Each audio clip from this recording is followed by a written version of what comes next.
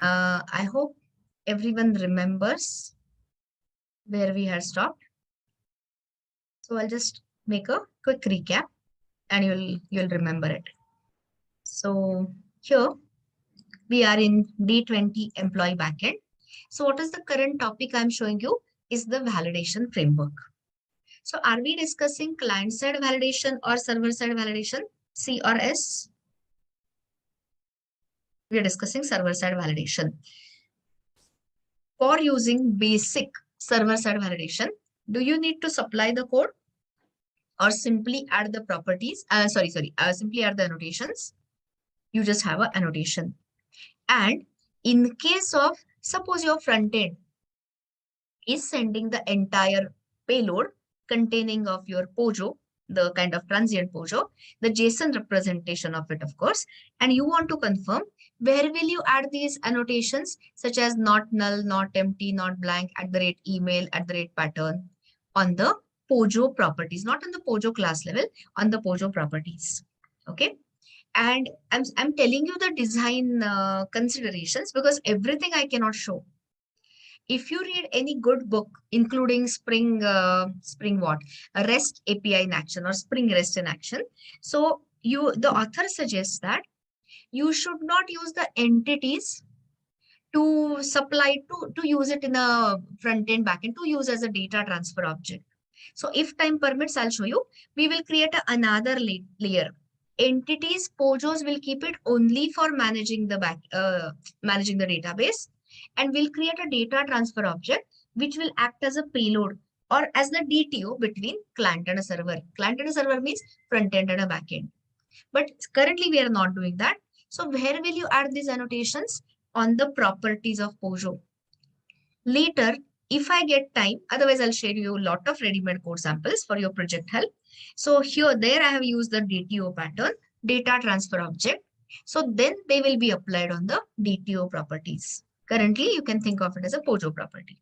Now, so we had added, as everyone knows, we had added on COM app POJOs couple of annotations. So who is going to check all these rules? These are nothing but validation constraints. Answer is Spring Container. And was it doing this checking automatically before using @valid annotation? I'll repeat my question. I said, was Spring Container calling these validation rules even before we added @valid annotation? It's a Boolean question, yes or no? Or was it ignoring these rules? Calling or ignoring? Ignoring, you are saying, come on, even without @valid, you were getting that constraint violation exception. So how can you say ignore? That is why, guys, of course, Spring Container was calling the rules just after deserialization. But what was the error response it was sending to the client? It was a server internal error. It wasn't reflecting and giving us a detail such as bad request, not bad client, bad request, HTTP 400, and we were not getting it on the front end.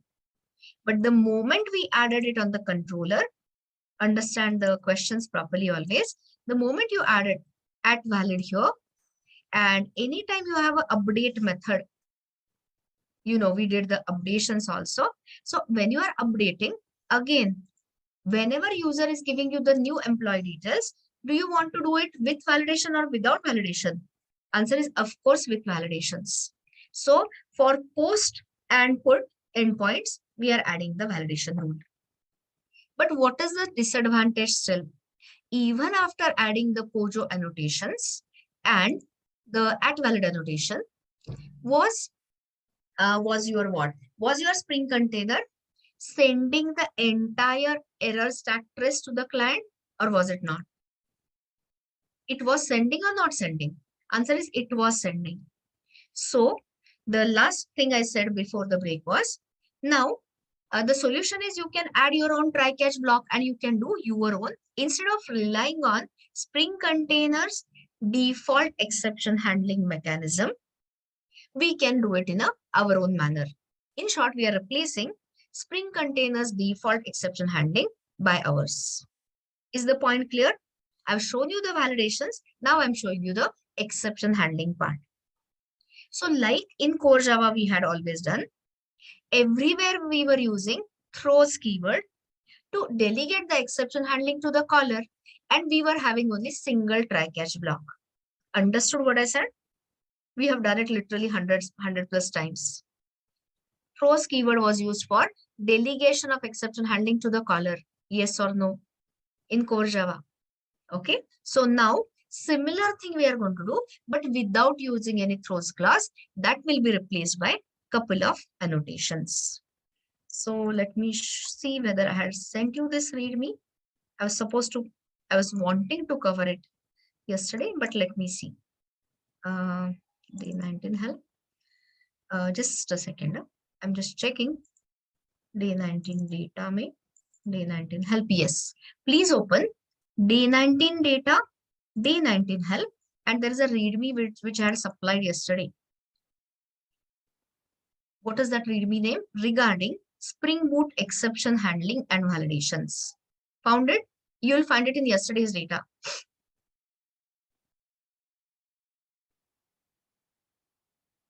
You tell me quickly, found or not, so that you know I don't have to send you again.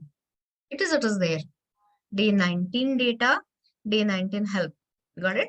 Okay. So I have given in steps. So what was the objective?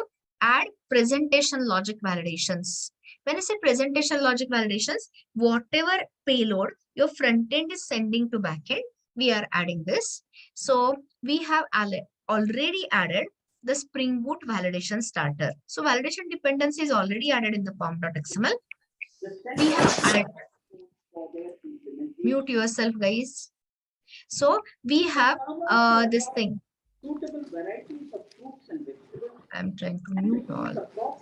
People I don't get this option of mute all. I can't mute all, guys. Madam, I can't mute all. I don't see this option at all. So you'll have to mute all the guys. Please do that. So here, this thing. Shubham, I can see Shubham talking. Please mute yourself, Shubham, because I don't think there is any other host on the call. Anyway, so let me ignore. So here we have already identified that these annotations we have added, and those are imported mostly from javax.validation. Can anyone tell him to mute? It's causing a lot of disturbance.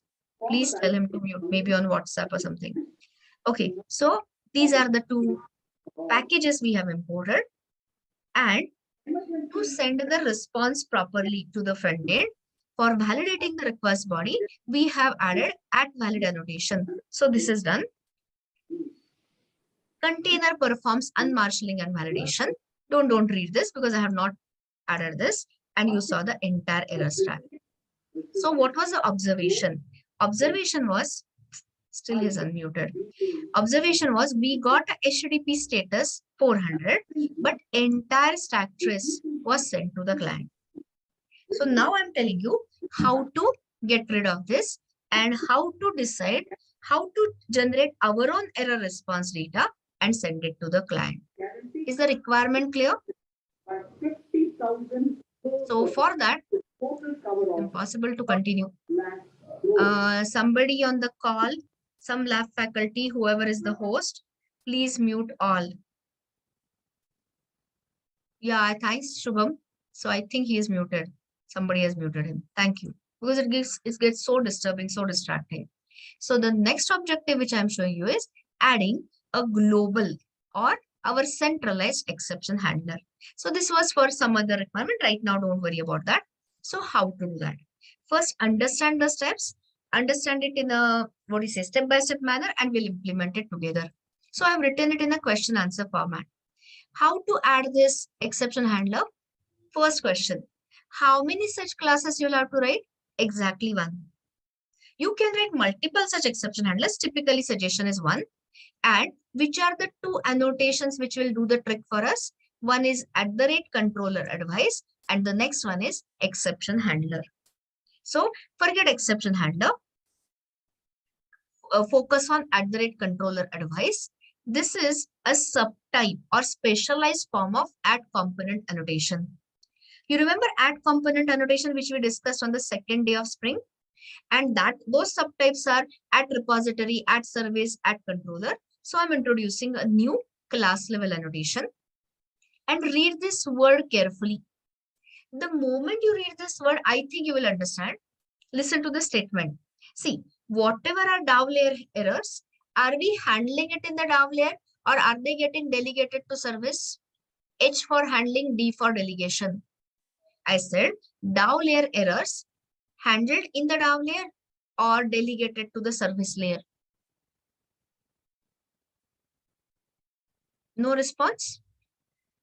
Have we written any try-catch blocks in the DAO layer? Simple question I'm asking, guys. I don't know why answer I'm not getting. So you should be answering fast. Of course, delegated to service layer. Have we added any try-catch block? So are we handling the exceptions in the service or are we delegating it to the topmost layer as a controller? Everyone understands it? Because nowhere in between I have written the try-catch block. So now the exception handling is delegated to the topmost layer. Which is the topmost layer? You can say in the web MVC application, controller, otherwise REST controller. Everyone understands me? Okay. So now read the word controller advice.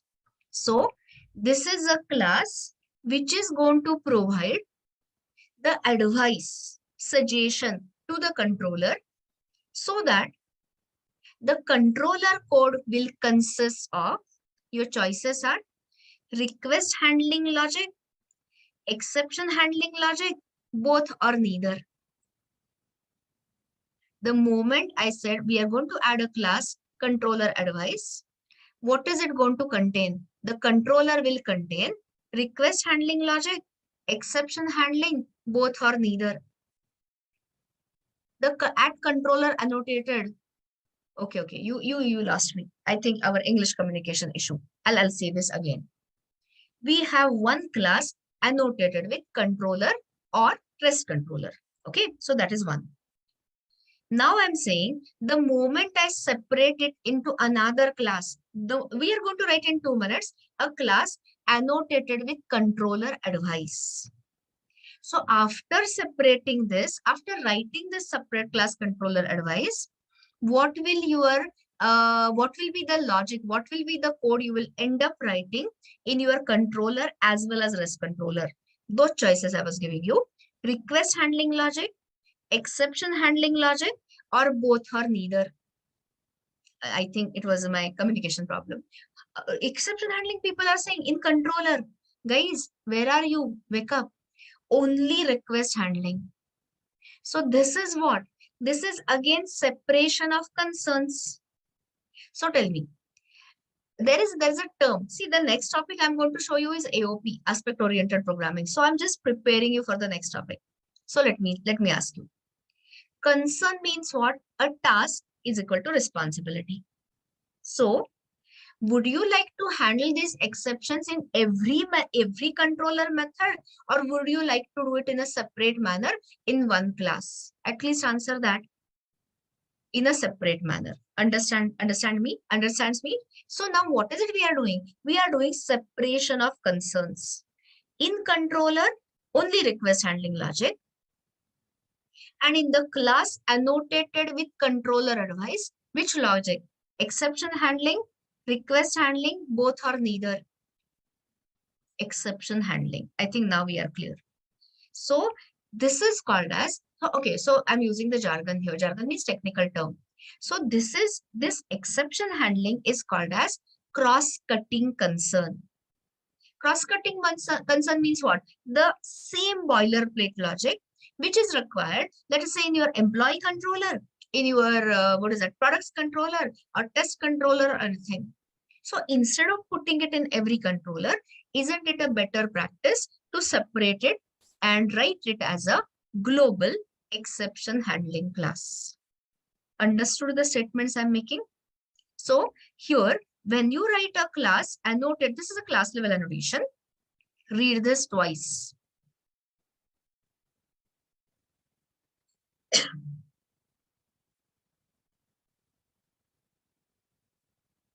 So controller advice is going to be your class level annotation, which will have what? Global exception handler. Okay.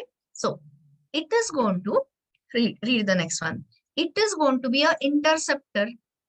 So listen to this. Which was the exception we got? That method invalid argument exception, constraint violation, etc. So these anytime in the request handling there is an exception. Who will be intercepting these exceptions now? Your choices are Spring's default exception handler or our own custom exception handler annotated with controller advice. Clear-cut questions. Understanding the point? Because if I jump in it, you don't follow. So of course, our own custom exception handler. That is the whole idea. And then we can control what to send to the caller, what to send to the front end. Okay. So this is what is the nothing but an interceptor pattern. Like how our dispatcher servlet was a common interceptor to intercept all the requests, the class annotated with controller advice will only intercept the exceptions, and those exceptions typically in the request handling. But so that is your class level annotation over. But are we going to write? Okay, so in that case, I'll rephrase it. We are going to write the exception handling methods. Okay, so one exception could be your method argument not valid exception. One could be your custom exception, resource not found. One could be your normal runtime exception, checked exception, unchecked exception, etc. So we will be writing methods in this exception handler class. But how to tell Spring Container whatever follows is my exception handling method? Answer is there. Which annotation to tell the container that whatever follows is my exception handling code or exception handling method? The annotation itself is @exception handler. Okay. So which are the two annotations I'm talking about? Controller advice and exception handler. Where will controller advice annotation come? Class level or method level? Class level. Where will @exception handler annotation will come? Method level. Can one global handler, custom exception handler, can it have multiple exception handling methods or a single one? Answer is multiple. So in short, can we have multiple such methods annotated with @exception handler? Very much yes. Everything crystal clear so far? Completely clear so far? Okay. So now let me take you ahead. So guys, this validation framework I'm showing you is for, yeah, Rishikesh, good. So this I'm showing you, this thing for the front, full stack application. So let me ask you, in case of full stack, that is front end and a back end, in case of error response also, in case of error response, what should back end return to the front end? A JSON data. Everything we are sending it in what? JSON format, which is the representation of error response. Okay.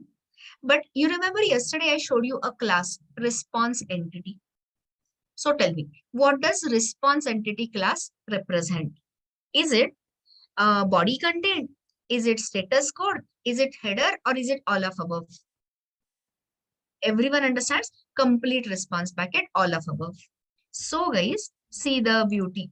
Again, Spring gives you so many things. There is a class which I'm going to ask you to open in a minute. Spring Framework has a class. This is nothing about Spring Boot. Everything taken from Spring Framework. Spring Boot just makes it very easily available. So read the name of the class. The class we are going to extend it from is Response Entity Exception Handler. Okay, instead of me, okay, I have written this, I've taken it from the Java docs itself. So what is it?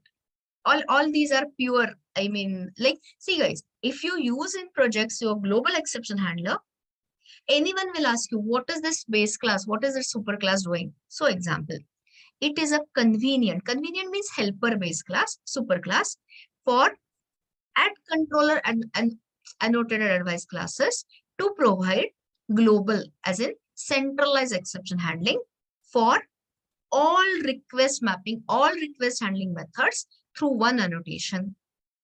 Okay, so here this makes it so easy if you extend from it, and you will see there are so many methods that are already given you. So wait a second, opens from somewhere.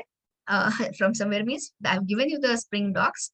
So here, simply look for response entity. Okay. Entity exception handler. Okay. So here, we are still in OSWS MVC method annotation. Read this. The same thing which I picked up in my README. So a convenient base class for control and advice annotated classes to give you the access to exception handling methods. Okay. And which is the method level annotation we are going to use is @exception handler. And you will see soon it has got lot of methods. So I have a small question for you. Actually, it is not a question. Please open your what is it called? This thing. I've got this. Okay, I'll run this again. Just a second. I want to show you the name of the exception. I want to make it clear. So let me just run this here. B20 employee backend. 2 minutes only. Oh, that was a post method. Okay, I checked this and now I'm adding this post method. Oh, it was here actually. And anyway, I'm sending the empty data. So guys, please understand. Of course, we were getting a bad request, but now I'm asking you. I'll just put it. Do I have it here? Oh, I have it here. Okay. So which is the name of the exception it is throwing us? Just give me the name of the exception, please. You can give it in short form. Default, no. That is the exception handler. What are you saying? Here, method argument not valid exception. And then there is a validation field and all that. This is the name of the default handler. Default handler exception resolver. Don't get confused. Method argument not valid exception. Now, come here and look for a method. Control F, handle method argument not valid exception. See, I'm trying to make sense before I jump into it. So here, read the, I'm taking you very slowly. What is it I'm showing you? This is the class we are going to extend from in a minute. What is the name of the class? Response entity exception handler. What does it mean? It represents a super class, which we will extend to create our global exception handler, to create our customized global error handler. And we will add 2 annotations: controller advice, class level, exception handler, method level. But why extend from it? The answer is there are already methods. So take a look at it. What is the method you are looking at? Handle method argument not valid. And which is the exception it is handling? Tell me, which is the first argument? Method argument not valid exception. Are you understanding what I'm saying? And here you can see this. So you have all of it here, method argument not valid exception. And with this, see one liner. What is it we are going to do? Are we going to inherit this method from the superclass, or are we going to override this method to customize the error response sent to the client? Inherit or override? Simple question, simple answer. So this is what we are doing. Okay. So let us get started. I'll explain it point by point, and whenever you will get stuck, we will get you back to the API. Okay. So stop your Spring Boot app. Okay. And what we are doing is a very important thing. I showed you the validation framework. Now I'm showing you the common exception handling. Your application, backend application will work without it, but that value, that impression you will get with your interviewers or evaluators will be very less. So add all these tricks. So coming back, let's say close everything. So day 20. So here I'm adding a class. Okay. So click on SRC main Java, create a class. And let's keep this everything under our base package, which I have given as com.app. So com.app, and let's say exception handler. So custom exception is different. That is your classes extending from the unchecked exception. This is your exception handler. And let's give it a name. I generally call it as global exception handler. So typically in entire web application, web application means the backend application, you can keep one. So I can always extend it from, anyway, I'll do the extension later. So created this. But if I do this much, I won't get to override some inherited method. So I'm saying extends from response entity exception handler. Do this much. And all the methods are already implemented. So it doesn't force you to implement anything, but we will do that. You'll know everything in the next 10 to 15 minutes. You tell me just, you keep responding that done and all that, so that I can take you further. Create a class under the base package, give the sub package name as exception handler and call a global exception handler with this. Start answering the questions.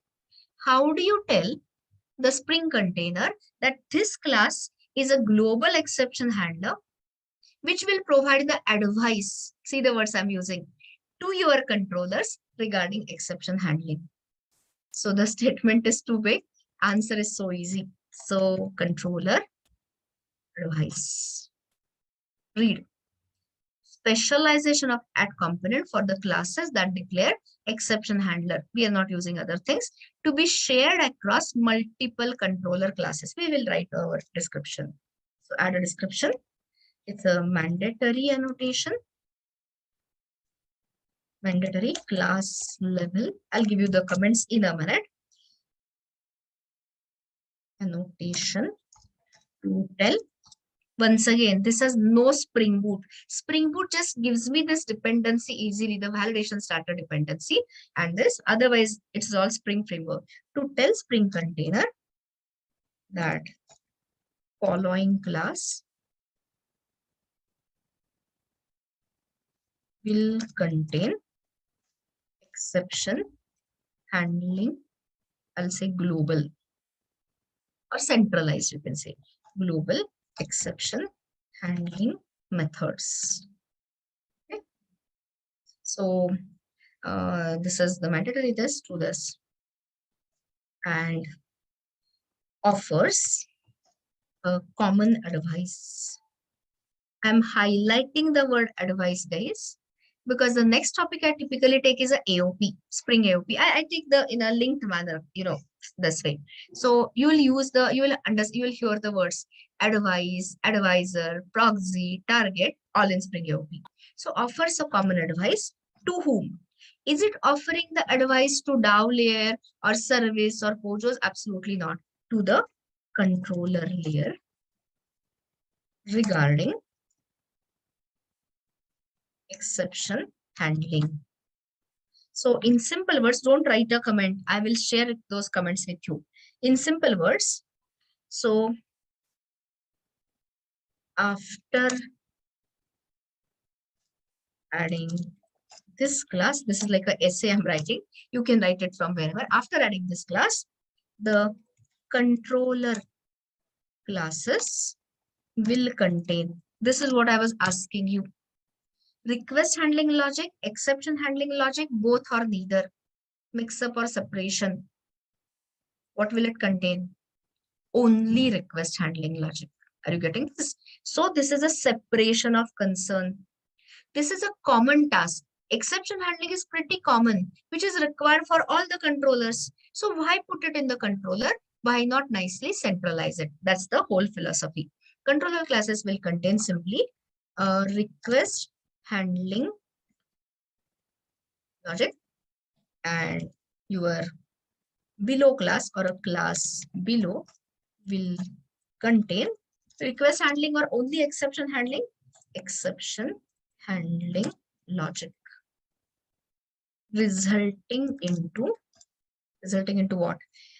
Separation of concerns. And concern is nothing but the tasks. So the one task was your what was that one task? The request handling. The other task is exception handling. So there is a proper, well-defined separation. Send you the comments. And why extend from this? I already explained. It has already got lot of request handling methods. So one of them we are going to override. Okay. So I think you came here and let's overall. So let me show you this again. So this is that handle method argument not valid. So let's override the method source, override implement methods. So many are there. They are for different purposes. So handle method. I hope did you notice what I said? I just said source, override implement methods, and here look for handle method argument not valid and selected. Okay, and here I'm just checking one thing. Give me a minute. It's not showing me the. It's not taking me the source code. No, I just wanted to see, is it automatic? Anyway, how to add, how to tell the container that this is your exception handling method. Add a exception handler annotation. I think you won't require it here, is what I'm guessing. Anyway, let's do this. And which is the method it is having?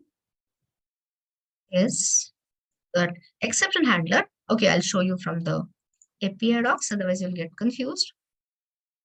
So here, look for exception handler. It comes with the class. It has some requirement. So exception handler annotation.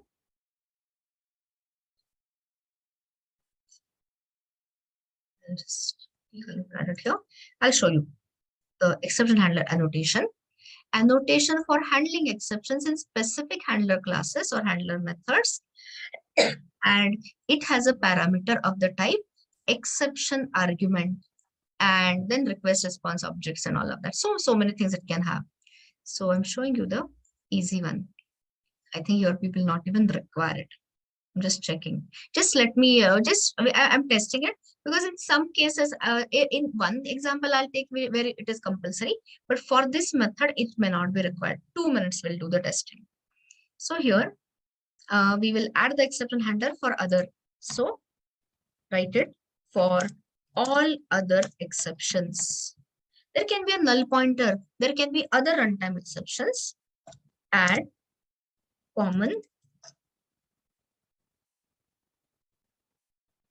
exception handling method. Okay. So this I will write first, and then we'll come to this in a minute.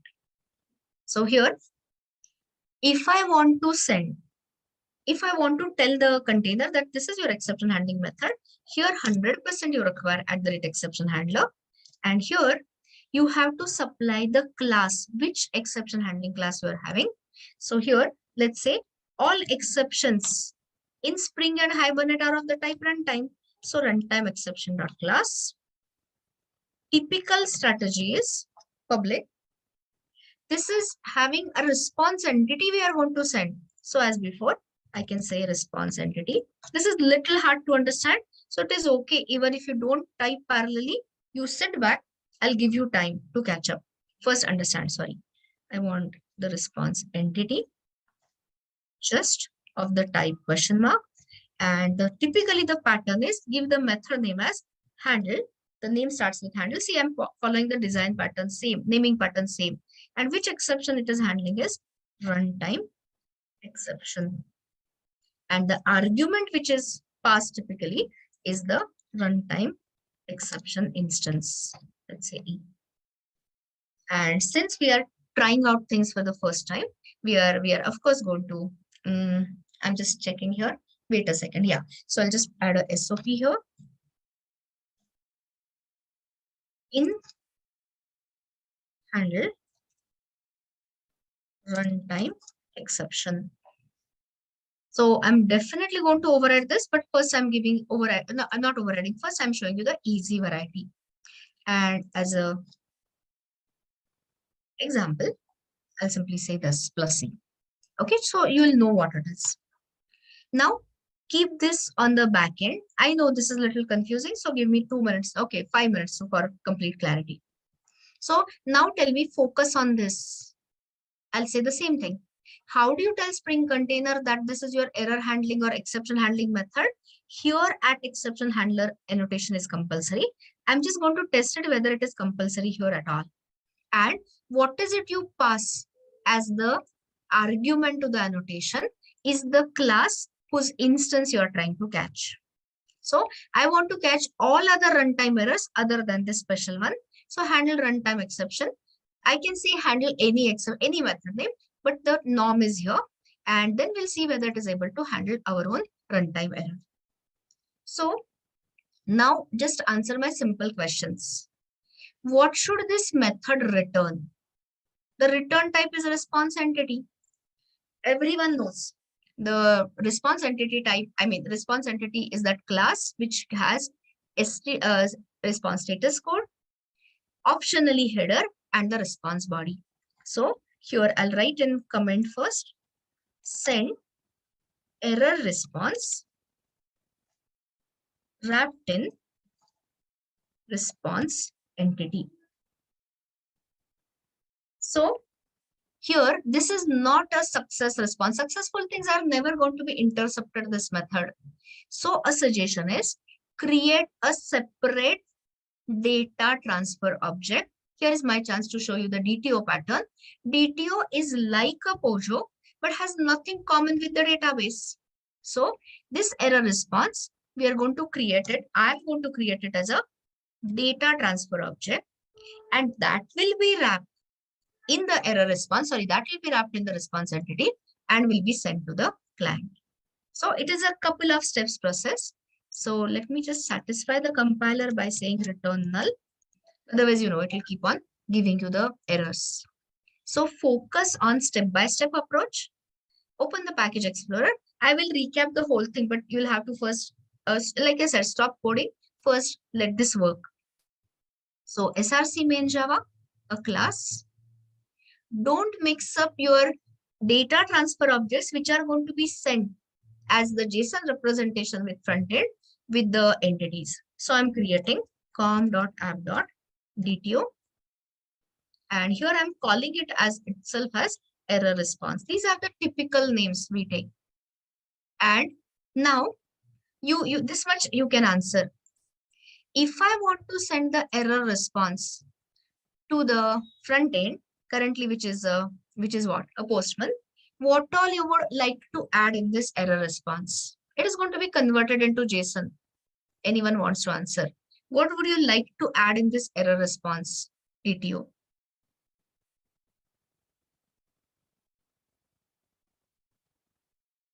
Error message, status code. Yeah, I'm getting the information. Very right. And anything else? Maybe the timestamp also.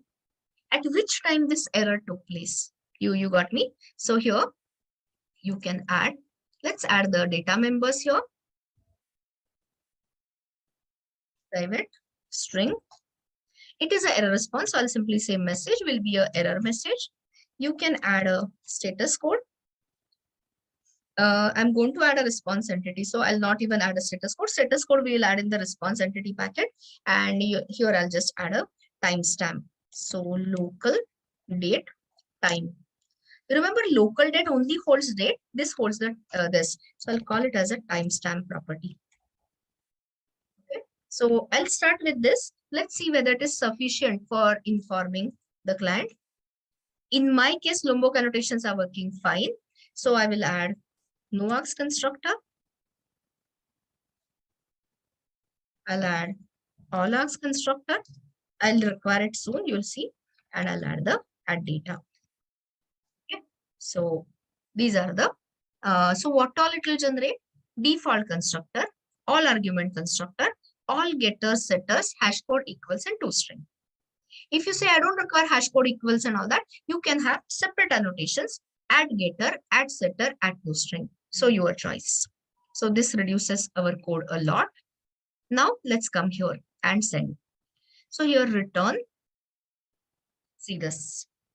Now this is really a server side error. A specific Constraint violation I'm handling separately. So I'll write something. Let's see whether you understand. Response entity dot status. I'll just explain. I think I won't even have to explain this also. HTTP status dot internal, because this is different one, server error dot body, and that body content would be new, or okay, that will be maybe too much for you to understand. So I'll write it in 2 steps. You can always convert it into 1 step. Error response, new error response, and a message. Okay, just a second. What I'll do is, okay, I'll do it from here. Wait a second. So error message. So here, something went wrong, or with the root cause. I want to add the root cause, e dot get message, and the next one is the timestamp. So local time dot now. Okay, and here I think I have to build the response.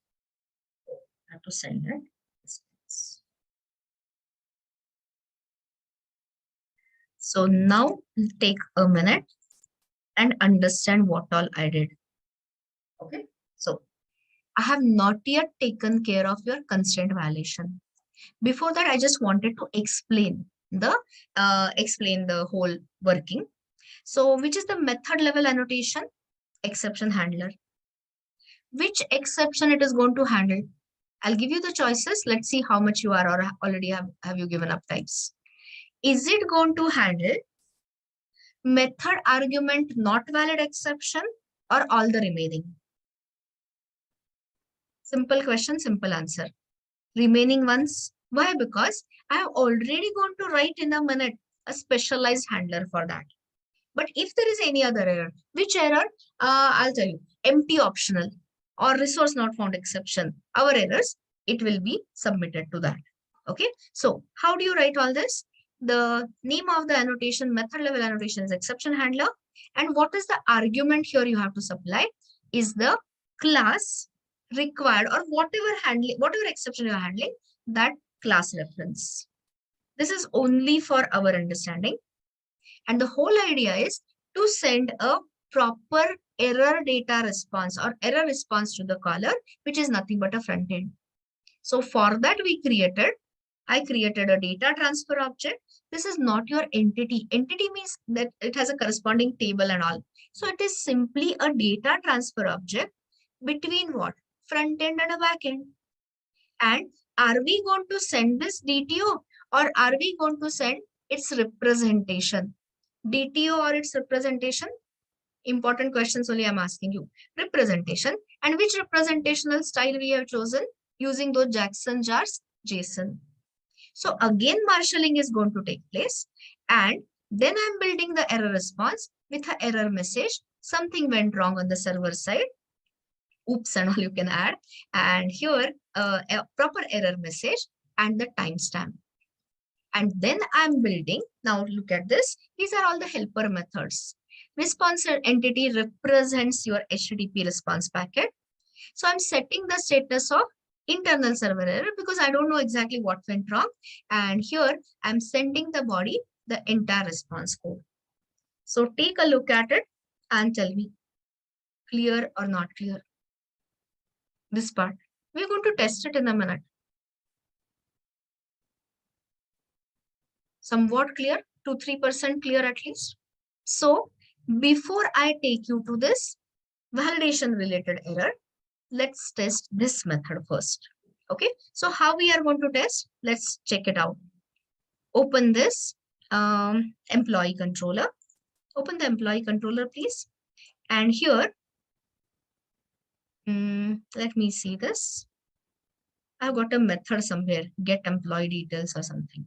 Yeah. So look at, open this we had done yesterday. The last part I know a little tricky, but you'll get it in 10 minutes time or 5 minutes time, whatever. So look at this. So which is the endpoint? Our endpoint is this is all URL I've said, /API/employees.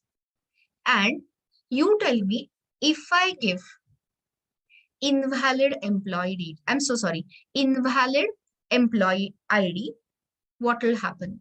In the current case, if I give the invalid employee ID, exception or no exception? Simple question, simple answer. Exception. Which exception you will get, guys? You remember your Spring Data JP, it will throw you an sorry. Okay, why don't you press it instead of I telling you? Anyone wants to tell me which exception? Resource not found exception. So confirm. Employee controller calls the service layer method, goes the control to employee service implementation, look for the method. Where is that? Not get all employees. Where is my method? I forgot. Just check which is the method I'm calling. Fetch employee details. I was looking for get. So fetch employee details and look at this. And do you agree with who answered it? Girish. Girish answered it as resource not found. Agreeing with him or not? Which exception this method will throw is the question. Agreeing, everyone? Great. So the control comes here. And now tell me, is this exception getting handled by that global exception handler, or are we doing the method level handling? Method level handling or global exception handler? This is all said in core Java method level. Okay. So I'm not giving a chance for my global exception handler. If you are coding along with me, comment this out. Yesterday, I did not have time to show you the centralized exception handling. So we were adding a try-catch block everywhere. Everywhere means wherever required. You got this? So you have it. Now, which is the exception which is fired is resource not found exception. Now tell me the same answer again. Who is going to handle that exception? Method level or global exception handler? So it should be, if all goes well, if your annotations and all are fine, the exception handling will be intercepted by this controller advice class. And have we mapped any resource not found exception? No. But what is the superclass of resource not found exception? Checked or unchecked? It is a runtime exception. So can it handle it? Yes. Let's see. Let me not say anything, and we'll check what happens. Okay. So now run the application again. I have not yet taken you to validations. That will be the step 2. First, let me explain the whole mechanism. So let me just run this Spring Boot application again. And here, let us talk about it. Let's see something. Okay, I'll just use this. So HTTP localhost API employees / if I give the correct one, let's start with the correct node. So I've got these IDs. So let's say 2. And here I'm getting all the employee details, all good. But if I say, suppose here, you observe and conclude. So I have, you take time because I'm going to ask you the questions. So are we sending back the entire stack trace to the client? It's a Boolean question. Answer is no. You can see that. Okay. Next question. Who is doing the exception handling? The default exception handler, Spring supplied, or our own handler, customized error handler or global error handler, whatever you can say. Customized global error handler. And do you guys mute yourself, please? It disturbs me a lot when I'm in the middle of statement. Don't unmute yourself unless until you have a question. Okay, so here, can you see? Here, Rishikesh, I guess. I don't know why you unmute yourself at all. Anyway, so this is what? This is a JSON object, but does it correspond to something else? Which is the Java object corresponding to this? Anyone and everyone can understand. That's your DTO. Are you understanding the DTO pattern? DTO stands for what? data transfer object. This is how you are exchanging the information between a front end and a back end. And what you are looking at is just a JSON representation of your DTO. And here, that message, whatever you had written, and it is quite clear to everyone that the error message and the timestamp is being shared. Clear completely how the, and you can see, you see the server side console, guys. So check it out. It tells you so clearly. I'll take this and show you.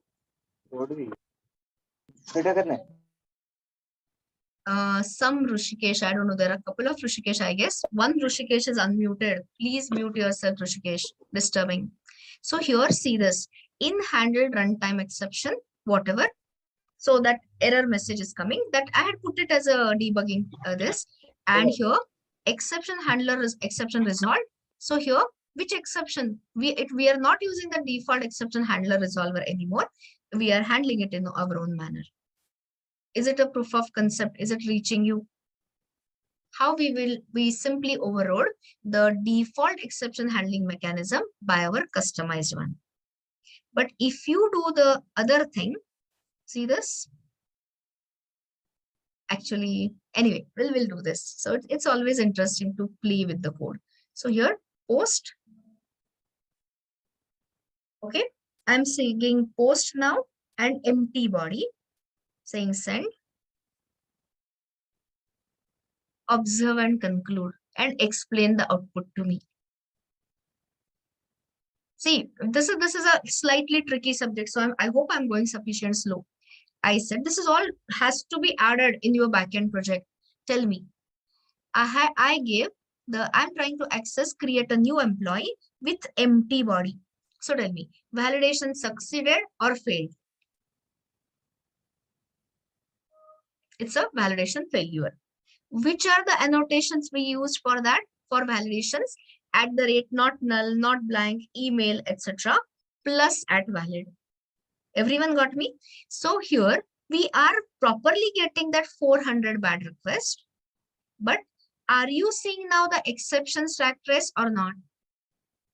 You are definitely not getting that exception stack trace. This is simple observations. So my next question is, who is handling this method argument not valid exception? Your choices are default exception handler, Spring supplied, or our own global handler. Global exception handler. Are you getting it? That is why, I don't take generally the first one. And guys, I was wanting to test something, one of this. So what is it we had done to achieve all that? We just extended from the class which has already supplied these methods. But the last and most important question is, did we get any error message details that this field has failed, this validation is wrong, or did we get an empty message? Message or no message? Answer is no message. Tell me why. Obvious question. What is the thing is, I have not added anything on my own. I'm just returning whatever my superclass is doing. You understand me? So I don't want that. What I want is, okay, so name cannot be blank, first name cannot be blank, or last name cannot be blank, etc., etc. So I want to send all these validation messages to the front end. Is it accepted? Is the requirement clear? Okay, so now would you like to do it in a superclass? I mean, see, when you override, you want to modify the existing behavior, inherited behavior. So here we start the customizing the behavior. Understood this? So we are ultimately going to create this error response, but not so fast. Okay, so here requirement is, I'll write the objective or the goal. What is the goal? Send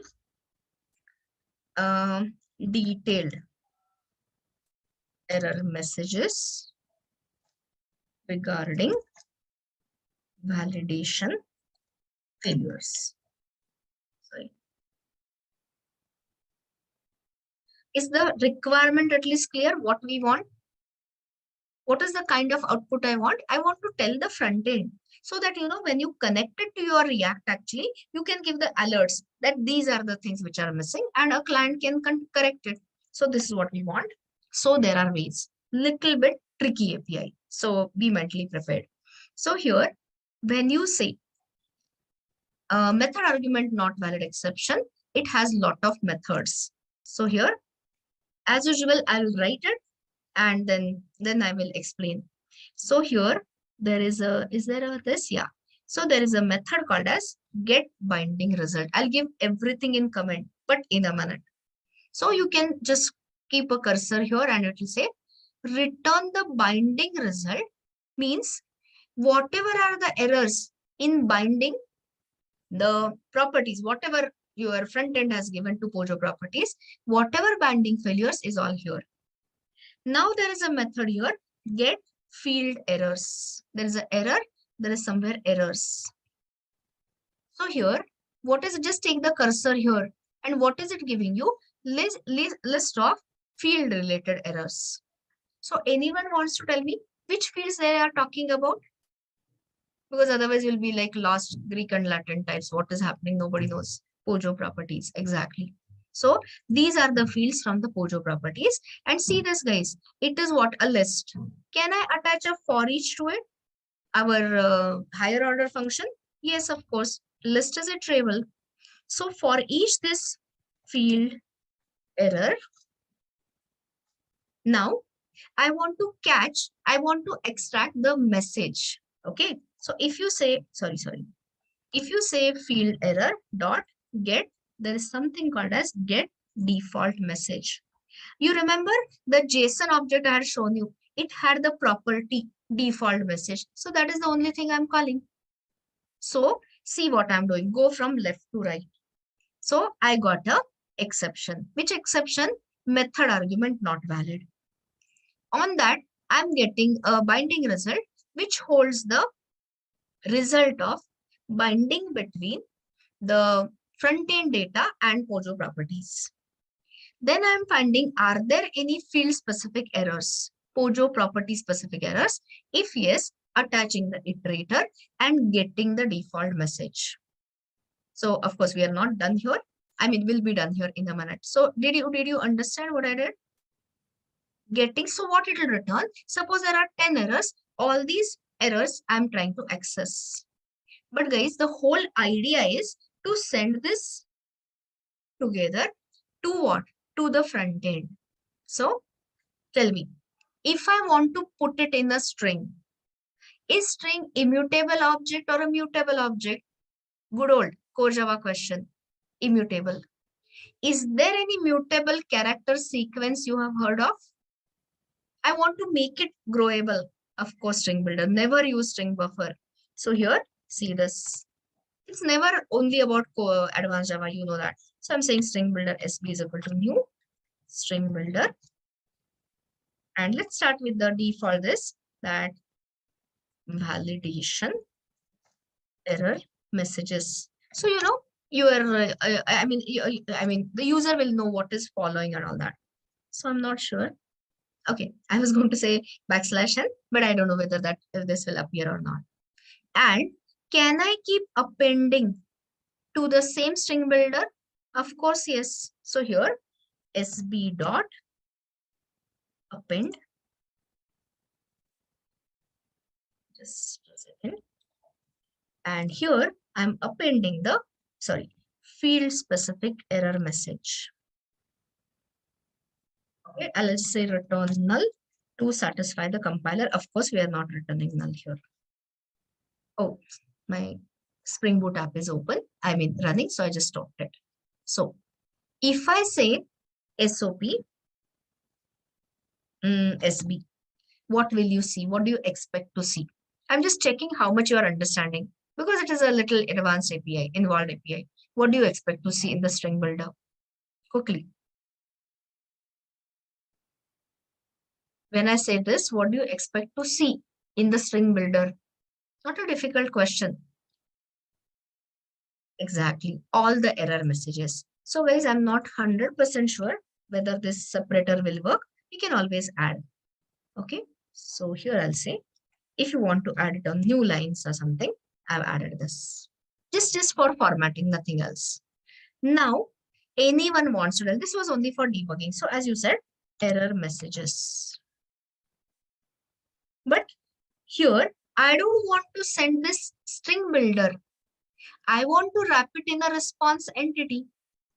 But that response entity should have the error response. So let us create the error response all over. You can do it in much lesser code. But first time I'm showing you, so I'm writing it in elaborate manner. You can reduce it later. New error response. And what is the error message here? That error message is already there into string builder. So toString, just converting the string builder to toString. And here, the second one is whatever, the timestamp. And as before, this line is the same. Oh, this time I'll not add the error. Just a second, we'll change this. But here, if it is a handled method argument not valid, you just tell me one thing. Is this a correct error code or should it be something else? This will be error 500. Is this a server-side error or is it a client-side error? Of course, it is a client-side error. And which error? Bad request. So guys, I hope you got me. Total control you have. So you can say bad request, which is having a error code of 400. And here, oh, I will have the error response and trying to give complete information to the caller. So let me send you all of this and we'll test it together. Is this the one we are having? DTO? Oh no, not DTO. I wanted to give you the exception handler, global exception handler.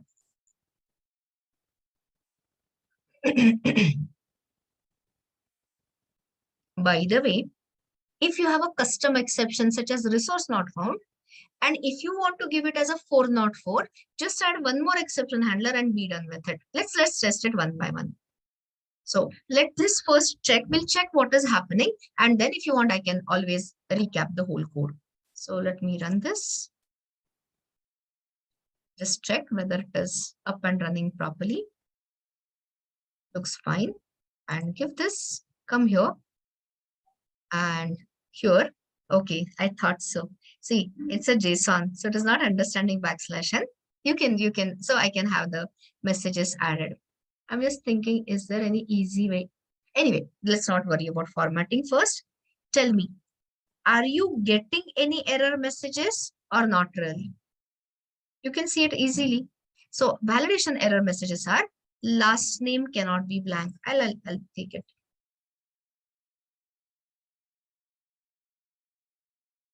In this. Okay, so just check it out. So it has got all these error messages. Last name cannot be blank. First name cannot be blank. Location must be supplied. Salary less than minimum salary, etc. So tell me guys, is it working for you?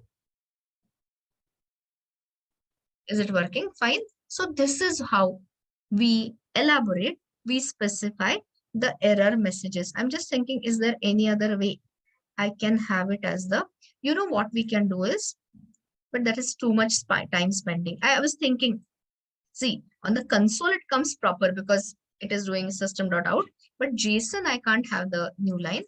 So you can have this converted into a array, JSON array.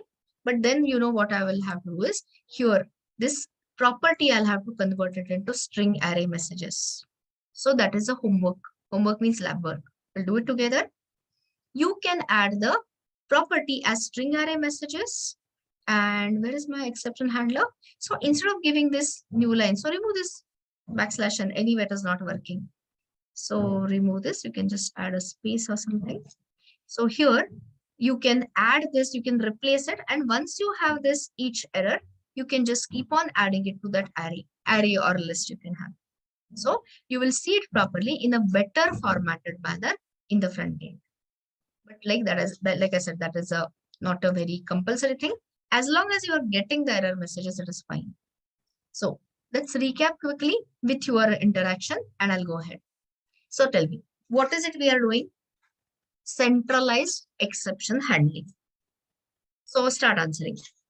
Which is the class level annotation you have to add to tell the Spring container that this is your common advice? Answer is right in front of you, @controller advice. And if you don't extend from response entity exception handler, every method you will have to annotate it with @exception handler.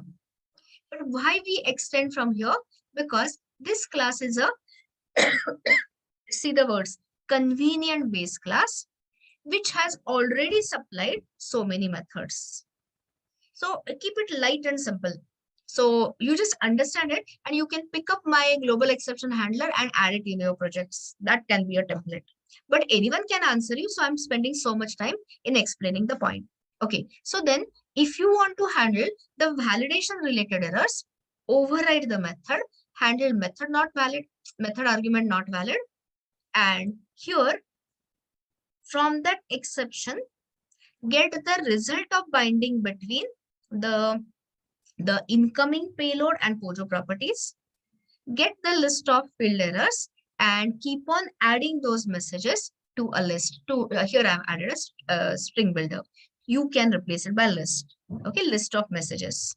And with those messages, build a error response code and send the response status entity to the caller to achieve the desired effect. Okay, so now let's test it more. So here I'll just go to that get. Not this. I just wanted, no, I don't have it anything. Anyway, this is something else. Oh, I was, what I wanted was, now I don't want to give totally blank things. I want to give something. So you can also do, I was avoiding this, name something.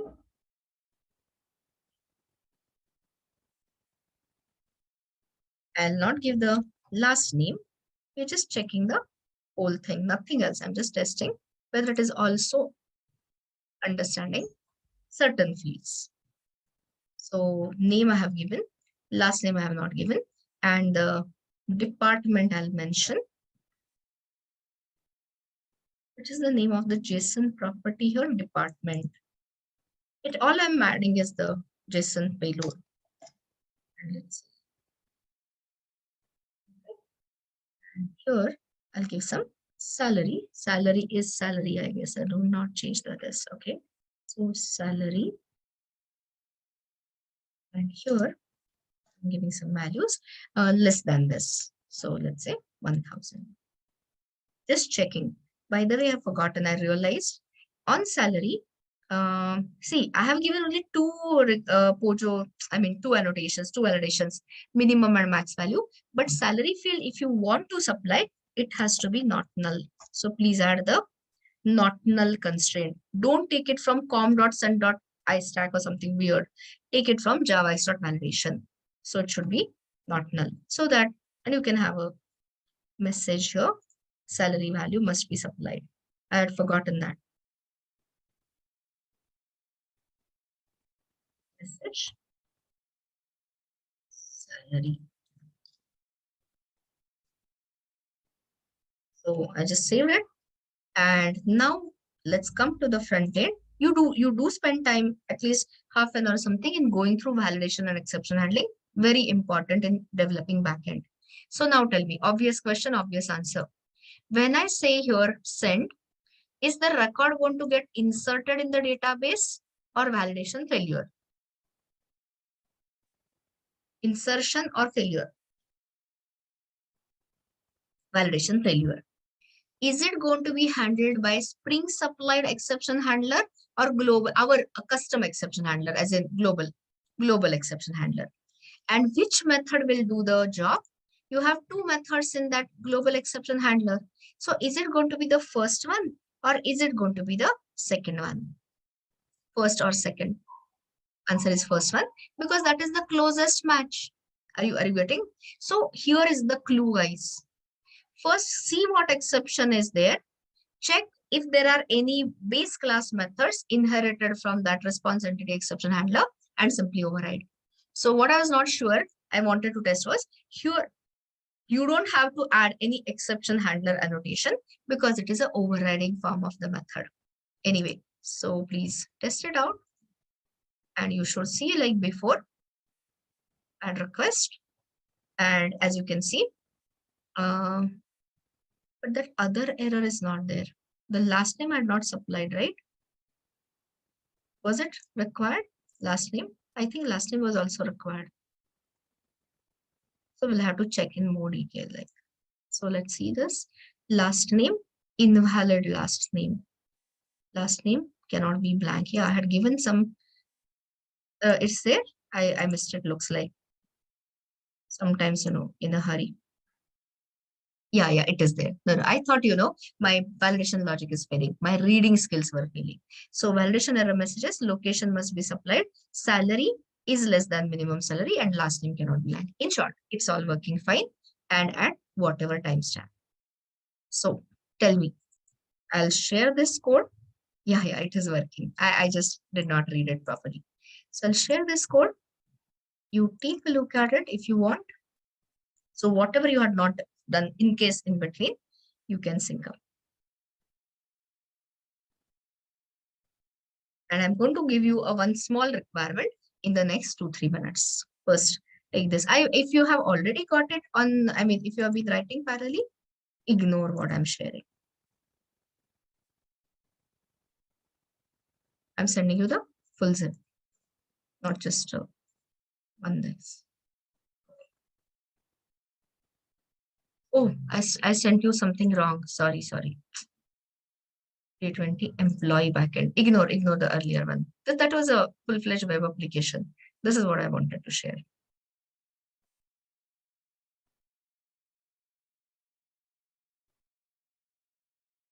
This one, if you want, you take D20 employee backend. Okay.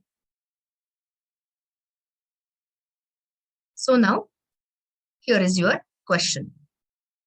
So currently, if I give I'll give you the question and you will solve it with me. With me means next in 2-3 minutes, you will do it. Otherwise, I'll of course join.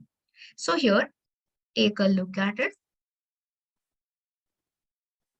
Here, if I use this API /API/employee/ whatever, and if I give the invalid ID and send it, I'm getting, see the response I'm getting, 500 internal server error. Okay, something went wrong. And here, understood what I'm saying? If I give the invalid ID, I'm getting a generic error response 500. So what I want is, here is the question. If the resource is not found in case of invalid ID, I want to properly see. What I want to properly see, of course, what should be the status code, which is better, which is fitting status code? 404, resource not found, right? So I want 404 and I don't want this something went wrong and all. I want a proper message, employee not found, or I'm okay with this message. You understood what I want? I don't want this generic error code. I want a specific error code and a specific error message. Do this. Do it in next 2 minutes. If you have understood it, it won't take you more than 5 minutes. I want this change. I want a better message. This is like a generic message. I don't want that.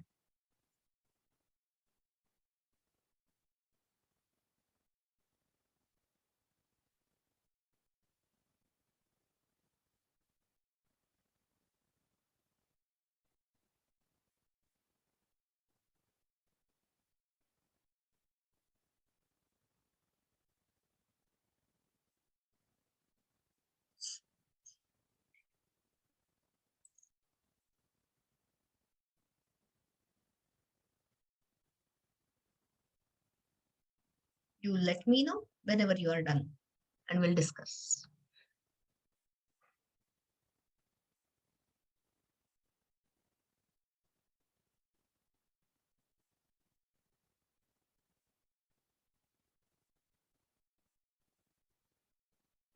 Done? Very good, Yogesh. I'll just wait for another couple of minutes and then I'll ask you how you have done it. I hope you have tested. Have you tested it also, Yogesh? Okay, great. So one more thing for you, Yogesh, since you finished it really quick. So now, just a second. By controller. I'm just thinking, what to give you as a next best task.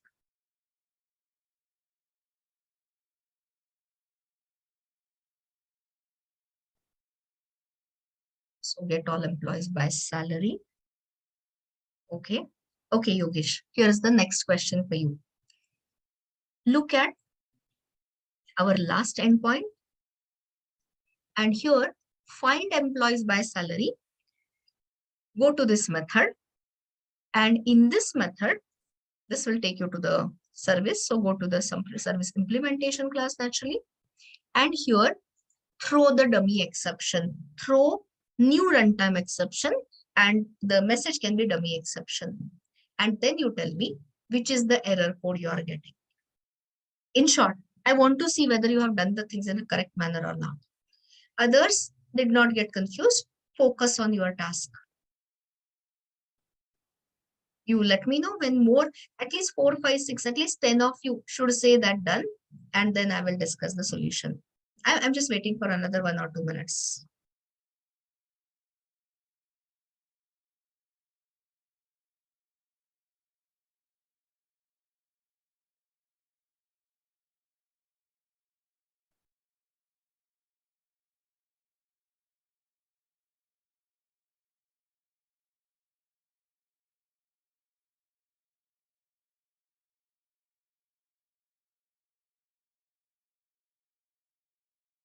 So in that case, I should not see 404.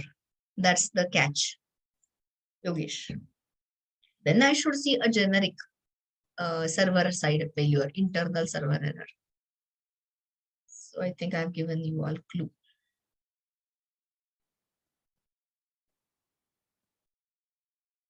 Yeah, definitely try, Yogesh. Yes, guys, I'm waiting for another minute or so, and then otherwise we'll start writing. Then I'll take you to the next part.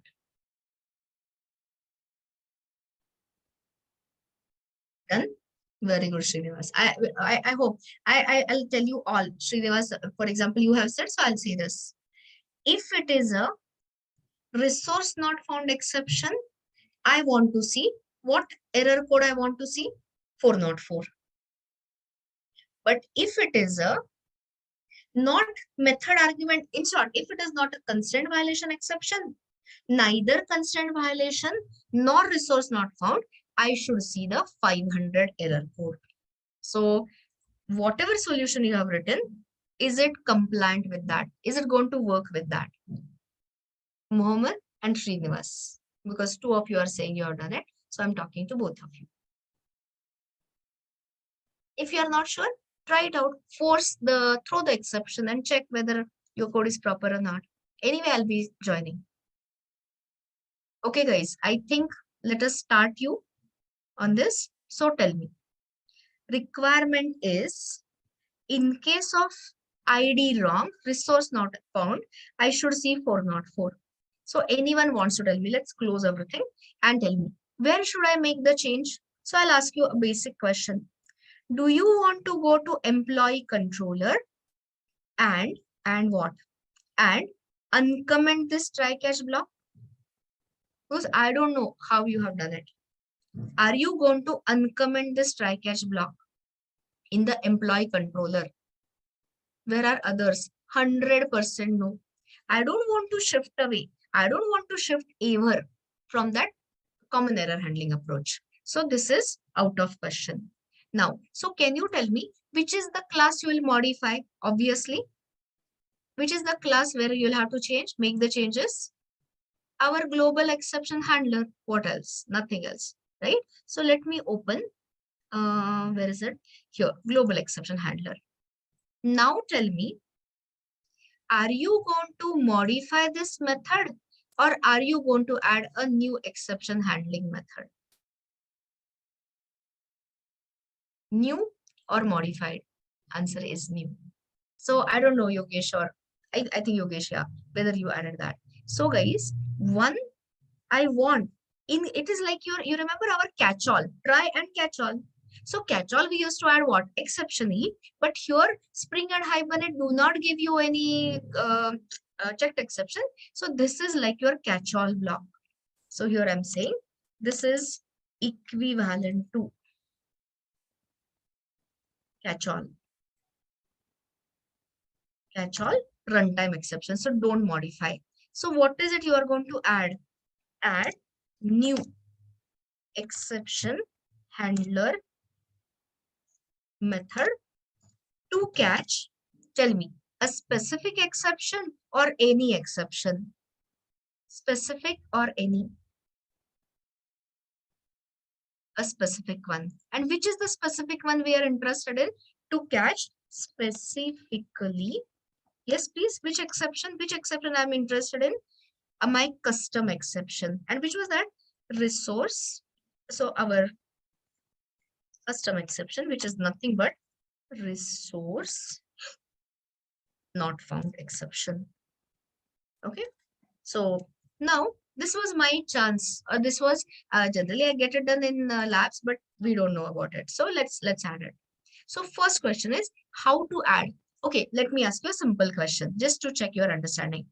This is our base class. This is our super class. So do you think, apply your common sense, do you think like how it has given me handle method argument not valid, do you think it will have handle resource not found method? Do you think you'll have a corresponding method in the superclass? Of course not. Guys, our resource not found is our own exception. So that is out of question. So that overriding is out. So I want to add my own new exception handler method. So which is the method level annotation for that? @exception handler. Next question. What is the argument of this exception handler method? The class whose exception instance you want to handle. So can you tell me what should be the argument here, guys? Tell me the argument. Exactly. So here, resource not found. See, you are already learning fast. Only thing is, guys, please practice. Otherwise, you'll understand it today, but forget tomorrow. So dot class, done. Now, here, what is it I want to return? I can always return void or null, but that will send empty response. So standard technique is you can say response entity object.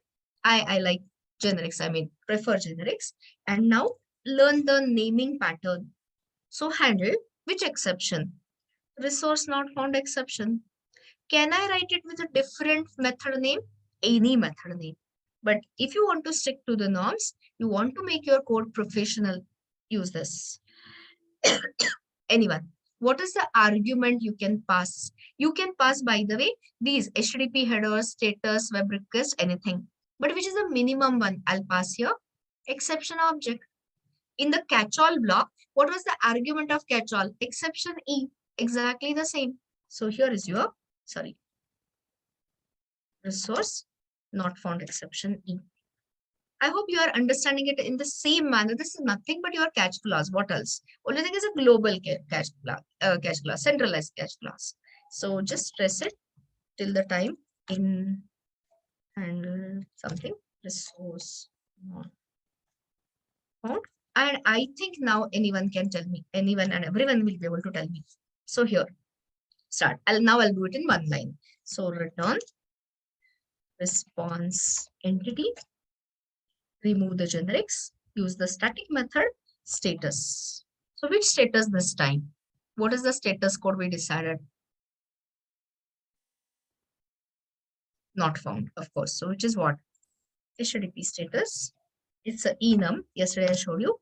Dot not found, which is 404. And which is the body? You can always add, you can skip the body. You will say, okay, resource not found, story over. You figure it out types. But if you want to help, I can always add a body content. And that body content, we have created a special DTO only to send an error response, right? So why don't you create it right here? And error response. This my Lombok is working, so I can use it. I don't know why in some cases it's not working. Show me in the lab in case it is still not working. And here I'll say e dot get message. So I'll get a message and I can add the timestamp. Local. I can reduce this also later. Local date time dot now. What I said is I can remove this. Shall I remove it? Okay, forget removal first. Did you understand this? Everyone completely? This is what I meant. So I never meant of changing this catch-all type of a block. If in your project, I don't know your project, whatever requirements, but if you want to handle a particular exception, so I have already given you validation related exceptions, all done. But if others, for example, custom exceptions or catch-all type, this is what my effort was. This is what our requirement was. Something else I wanted to say. Yeah, it is too much. I realized it over time. Every time I do this. So let's change slightly.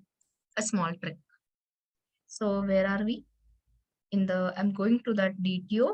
I hate writing this. So here itself, let's have local date time dot now. So, I can drop one argument.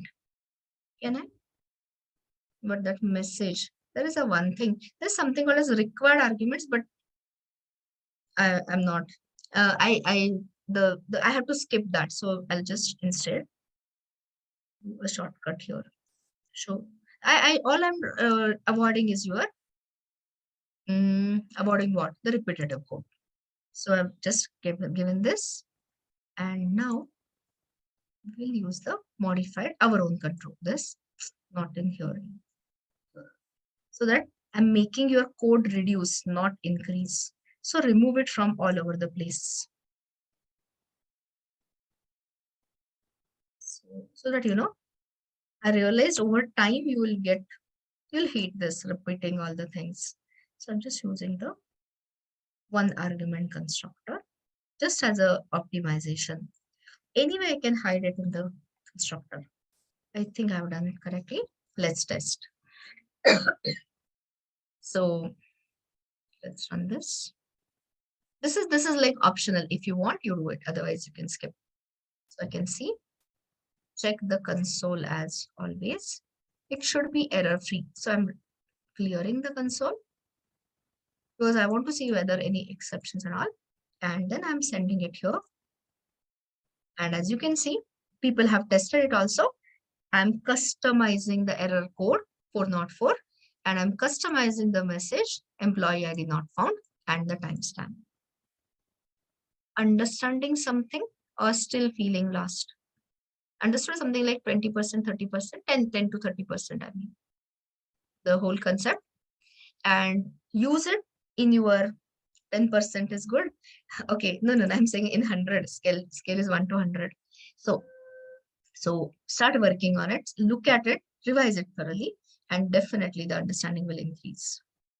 The last one, and we are going ahead. You can see all these things.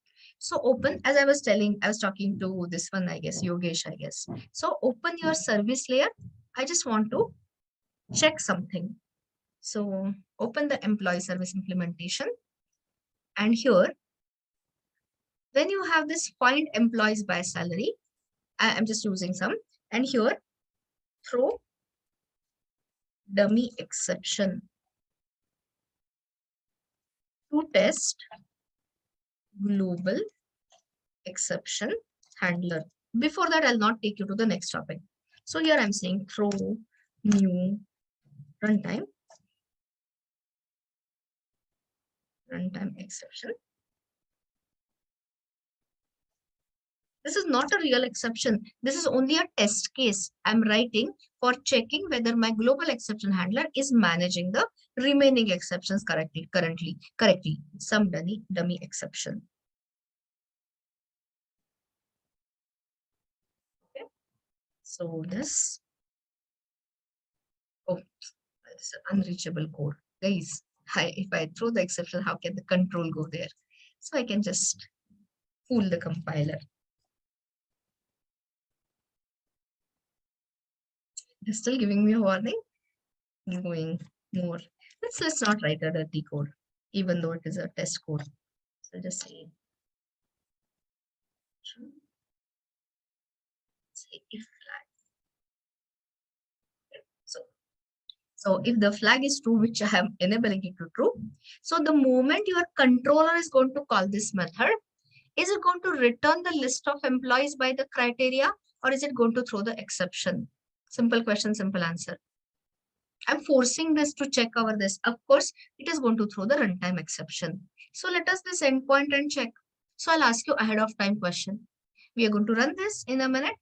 And what do you expect to see on the this side? I have three options.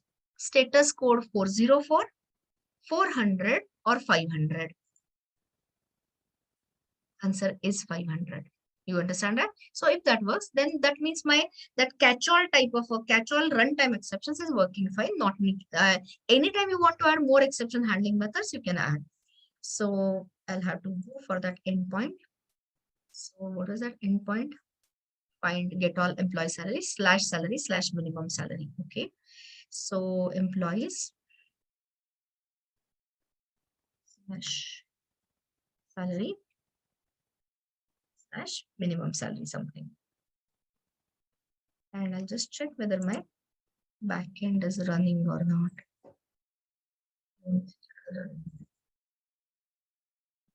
Shut down. Okay, so run this. So run this and check. Let it start correctly. So this all looks correct. Clear the console and do the testing. And as you can see, which is the, okay, same question. Default exception handler or global? Okay, customize means programmer supplied. Default means Spring supplied. So which exception handler is being used? Global, our own. And which is that error handling method which is responding to it? Is it that handled method argument not valid? Is it handled resource not found exception or handled runtime exception? 1, 2, 3 options. Which one? The last option. And in that, it's like a catch-all. You know, in the core Java, what we do, catch, let's say IO exception, catch socket exception, and finally we write catch-all, catch any exception, exactly like this. But without any catch keywords, you can see where it is getting handled. And here, as you can see, this is the method which is generating the response. So after you understand it perfectly, just copy my global exception handler in your project, and whichever are your business specific exceptions which you want to, alert in a particular manner, only override those methods. I mean, not only write those methods, otherwise rest of it will work. Making sense? So 2 topics I handled: validation and exception handling, and that form binding. So forget form binding, validation and error handling. Not fully clear, but somewhat percentage. Is it clear? You will practice it a lot in the lab. I'll give you some requirements. Now, I'm giving you a break, but before break, I will tell you what is it we are going to achieve. So what we are planning to achieve is close to microservices architecture. Am I showing you the microservices architecture? Not really, because it involves much more, but I'm taking you very close to it. So I'll just explain what we are going to attempt, and then of course give a break and come back and finish it. So listen to this carefully. Everything, this is a, I mean, whatever, earlier some requirement. So I'll tell you, this is your React frontend. But in React frontend, I have not modified all of this. It is only employee CRUD. So I will replace it by our Postman client. Okay. So currently think of it as a frontend. Let it be Postman, let it be React. I don't care. And we have built since yesterday, or I guess day before, employee management backend, employee CRUD, using which layers? Forget bank account. You don't know what that bank account is. So employee controller, you have a employee service, you have Spring Data JPA based down layer, entities, values, and then we talked about BTOs and all that. So this is the backend app. So let me ask you a question. So if you talk between this front end and the back end, can you tell me which is the REST client between these two and which is the REST server? Who is the REST client and who is the REST server? C for client, S for server. Tell me. You understood the question or not? Because I did not get any response. You are typing, I hope. I just got one response. I want to see more. Guys, it's an easy question. Between these two layers, which is the REST client and which is the REST server? Who is the consumer and who is the provider of the APIs? Is it such a difficult question? The front end is 100% the REST client. It is going to consume the APIs, right? It is going to invoke. And who is the provider? The REST server, the backend. Understood so far? Yes or no? What I'll do is, this keeps disappearing. So just give me a minute. I will, because I'm going to extend it 2 seconds. I'll open it in the pen. I'll send you this right now. Okay, so this is done. Now, what I want to add is, this is a regular employee working in some organization. Fine, great, good. But employee gets his salary at the end of the month or whatever your payment cycle is. Generally, in our case, it is month. So here, you have a salary account. Everyone knows. So salary gets deposited in your bank account. So understand the point. What I want to do is, I as a user, end user, I want to log in. I want to do the net banking login. Okay. So I want to log in. This is all dummy. Dummy means I'm not actually calling some APIs. How can the HDFC bank give me that? Anyway, so the point is, listen to this. So here, I want to give my customer ID, net banking I'm saying guys, customer ID and PIN. And what I want to see is, so who is going to be the customer of the bank? This particular employee who he or she having the bank account. So you know, one employee or one customer, can it have only one bank account or multiple? One to one or one to many? This is all exhaustive, this, of course, multiple. So what I want to do is authentication. I'm not entering Spring Security yet. That's the next topic after AOP. So coming back to the point, what will be the credentials? These credentials will be sent currently from Postman client using Post, because I want to securely send it in the request body. And now the golden question, important question. Do you think, or okay, I'll ask you a simple question. Where will be the banking database? Do you think the banking database will be on this employee management REST server? It's a Boolean question, yes or no. Will you have the banking database on employee CRUD? Of course not. What will this database have? Employee management system. So you remember 2 days before I was showing you, when we entered REST services, we were talking about flight scheduling app, contacting weather service. So tell me, who has to call whose APIs to get the what is it called, banking details? You will have another. So this is basically a microservice architecture, guys. But I'm not showing you full-fledged because it requires load balancer, circuit breaker, lot of things. So this is your one web application, one backend calling the method of another API provider. So I'm calling it as, not calling it anything. Okay, net banking. Let me call it as net banking. So please tell me, between employee management, okay, before that, employee management is what? Is it a Spring Web MVC application having a view layer, or is it a resting endpoint? It's a resting endpoint, REST controller. Here, net banking again has a REST controller. Understanding me? You are going to think in this 10 minutes break. Okay. So now if I ask you between these two, employee management and net banking, who will you call it as a client and who will you call it as a server?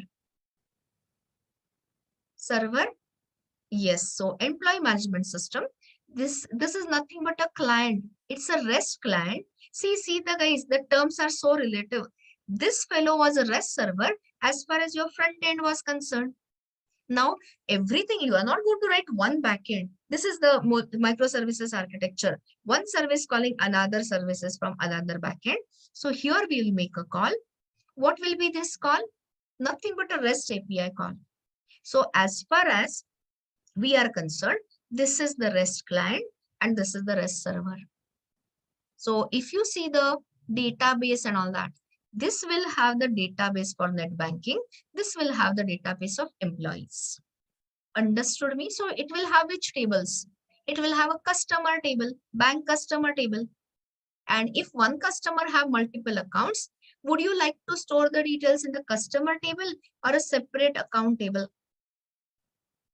Separate account table. What will be the relationship between a bank customer and a bank account? One to many, many to many, many to one, or one to one? It will be, yes, please, one to many. But if I say, I told this all, guys, this is all last 1 or 2 days. So this is all a recap of what you already know. So should you ever configure unidirectional one-to-many association between the entities? Answer is no. 100% hampers the performance. So I have two choices. Rather, you have two choices in your project. Either create a bidirectional one-to-many association. Means what?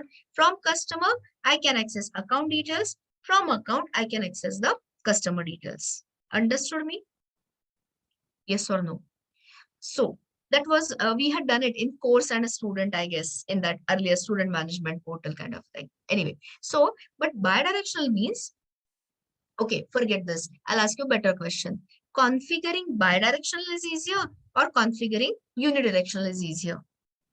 Bi or unidirectional. So I'm asking you, unidirectional one-to-many would you go for, or unidirectional many-to-one you will go for? Which is more optimized? Many-to-one. But in which case, this is all your Hibernate knowledge I'm testing. In which case, adding the bidirectional one-to-many is helpful. There is a use case I had discussed. Cascading. Very good, guys. I'm so happy to see you remembering things. If you say, when you are registering a customer, at that time, registering the customer in the bank, I mean, adding the customer details, if you want to cascade it, if you want to create, suppose 10 accounts for that customer, then cascading, and then cascading is required, then bidirectional association makes sense. But here, we are not going about that. So what I have shown you, I mean, I'm going to give you ready-made code, impossible to fit otherwise. So I'll show you many-to-one unidirectional association from bank account to customer. You got me? So where will be those tables? Customer table and accounts table in the employee management system or net banking? EMS or net banking? Everyone knows net banking. And from the client, postman client, we will send a post request. What will be the payload here? What will be the payload? Customer ID and PIN. Okay, we will add another, what is it called? Another endpoint. Okay, we'll write a bank account controller. See this. It will be a bank account client controller. Actual net banking controller is here. Its client is here. Okay, and now in this bank account client controller, which is I can call it, rephrase it as net banking client controller for your understanding. Here, will you have a bank account DAO here to inject into the service and the this controller? Will you have? Simple question. Bank account repository? Of course not. Everything is here. So this is where I finally come to the point. There is a very good class. There is a beautiful class, ready-made implementation of REST client. And that is nothing but REST template. So they have mentioned it in one bullet. If you see your contents, find out, use REST template. So we are going to set up a full-fledged demo, which will give you some idea about microservices architecture, which is not, this is not full-fledged microservices, but this gets you some idea. One service calling another service. So we'll see how to build it. There is a builder pattern and all. And who will call whom? So here, this REST client We'll make a REST API call. So this was done for some other requirement where full CRUD had written. So here there's no need. So we will just do the net banking login. What will be the details? What will be here in the request payload? What will this, what is it called? EMS, Employee Management send, customer ID and PIN. We will create a DTO for this login request DTO, data transfer object. And anyone wants to tell me, in case of a failure, some exception or some error message. Now you know error response and all that. And in case of a success, what is it? I would send the customer details, plus I want to send the associated account details also. So this DTO will build a DTO for something like, banking login response or something. And then we will send it all the way back to the postman. So what is the highlight of the whole discussion? Using REST template and making a call from one API or one endpoint, one service to another service. What is the framework we use in React for making the REST API calls? Which is the framework we have been using all this, or you have learned earlier? Axios. Everyone knows this. We create an Axios instance and simply call put or get or post or delete methods. Soon means after the break, after 10 minutes, I'll show you REST template API. First, I'll give you the backend code. We will have the REST template API making the call to the backend, and you'll have, you'll have an idea about, again, the distributed application. Got some idea what we are going to do next? Got it? So it is, of course, advanced thing. Last few days, it is all advanced. Okay. So let us get into it after 10 minutes break. See you in 10.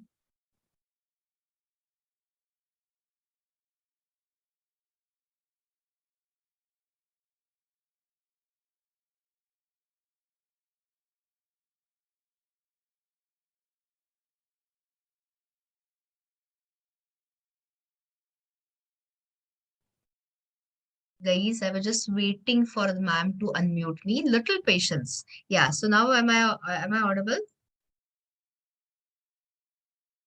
Okay, fine. So now I'll give you instructions. We are going to, like I discussed just before the break, this backend I'm giving you, not all, just net banking login in a ready-made manner, but follow the instructions so that you will not, otherwise it is of a different version. Again, the downloading dependencies and all will start. So anyway, let me help you just a minute. So here 19 help ready code, 2 minutes. I'll just change the pom.xml. Otherwise, what will happen, it is a earlier version than the current one. So again, it will start downloading your dependencies, and you will be wasting so much time. 2 seconds. So just check which is the current version, 2.6.3. Okay, so I'm giving the same thing. And all other dependencies are already there. Okay, so the instruction is here. I'll give you a zip of this.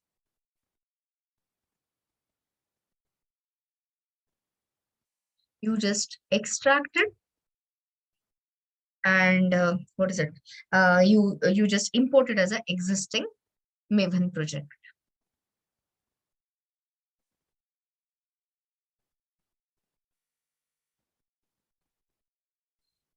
So what is it? Not here. Java help.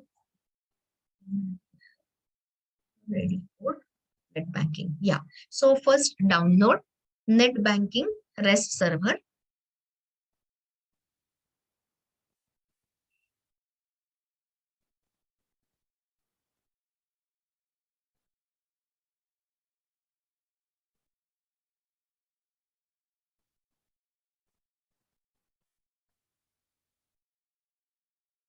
Okay. So have you done this? Have you extracted this? Have you got this zip file and extracted? Import it as, I'm also doing it with you. So I'm importing it as, okay, what I'll do is, how I do it generally, I'm copying that into my usual what workspace, net banking REST server. This is my workspace. So I copied it here and then I'm importing it as existing project. I'll take 5-10 minutes to explain what I've shared. So file, import, existing Maven project, browse. Oh, this went to some other folder. CSD, Java E. You know how to import, so like,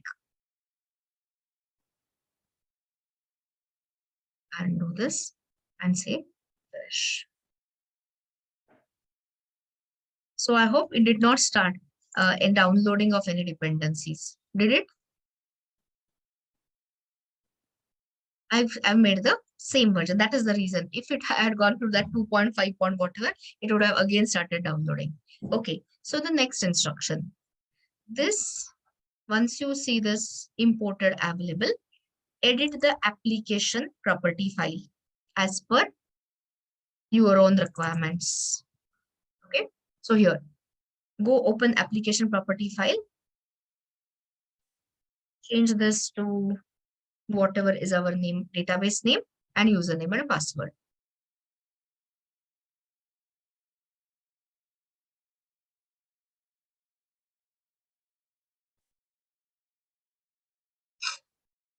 You let me know whenever you have done it. So I'll give the next instruction. And after those instructions are done, then only we are going to like test it or explain it. You have done this. Okay. So please check line number 6. This was, I was using some of my other database name. Has everyone changed it to the database name? Wait a second, wait a second. I'm coming there. I'm talking about database properties. Has everyone changed the database name to DAC22 and username and password? Great. Now look at this picture and tell me, when we set up this demo, how many servers, how many REST servers will be running in your machine? 2. So can you start 2? They will be deployed on 2 different Tomcat instances, Tomcat container. So can you run the 2 Tomcat services on the same port number or different? Of course, different. So that is the understanding, guys. So which is going to be my front end as far as this employee management system? So where is this? Day 20 employee backend. So the names are a little confusing. So here I'll make a copy. Net banking REST client in a minute, so that you also do it. So there's no confusion. So I'm making, otherwise you'll not know which backend, which front end I'm talking about. So Control C, Control V. Let me call it as net banking REST client. The whole idea is to show you REST templates and give you little trailer. Trailer means little, just a glance, a look at how that microservices architecture actually works. So I just made a copy.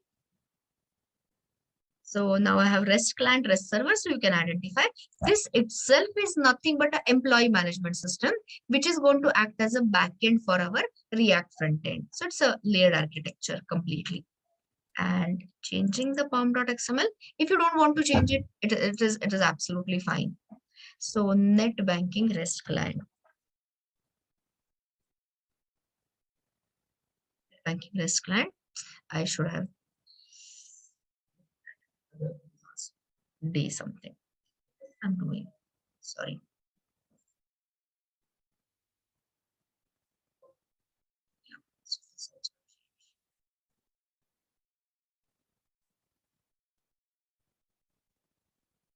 Okay. And Spring Boot project as backend for employee management and the client for and REST client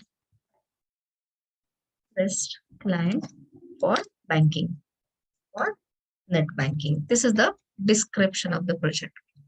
Okay, so this is a Spring Boot project which acting as a backend for employee management and REST client for net banking. Looks fine. So coming to the point here, please check, otherwise you will have a port clash issues. Here, tell me, where is your net banking REST client is equal to employee management system, which is the port number. You check. I know my port number. If I commented which is a default port number, in my case it is 8080. In your case, if you have comment in a disabled it, it is 9090. And the REST server, the net banking server, of course, has to be configured on the different port. Understood it completely? So there are, if you count, actually there are 3 apps. React frontend running on 3000 can be replaced by Postman. The middle tier is your employee management app, which is a REST backend running on whatever 8080 9090, and the net banking app running on 7070. Port number related, all clear? No issues? Okay. So now say Control Shift W, and whenever you make a change, I'll just force update it. Both the projects I'll say Maven update, so that you know there are no ambiguities. So please force update. If you have made a copy, update this. So it is building and all that. And I'll also force update our net banking REST server. You also do this. This you also do, please. This is all the preparation phase. Not yet explained anything. Okay. So now I'm going to explain entire thing in the top-down manner, because this I'm giving you as a ready-made code. Okay. So open. This is all familiar. Nothing new for you. So which is the topmost layer? Controller. Okay, you will see here application.java, which launches the Spring Boot app, the annotation and all everything explained. So please open the controller, and this is having a bank controller. Everyone found it?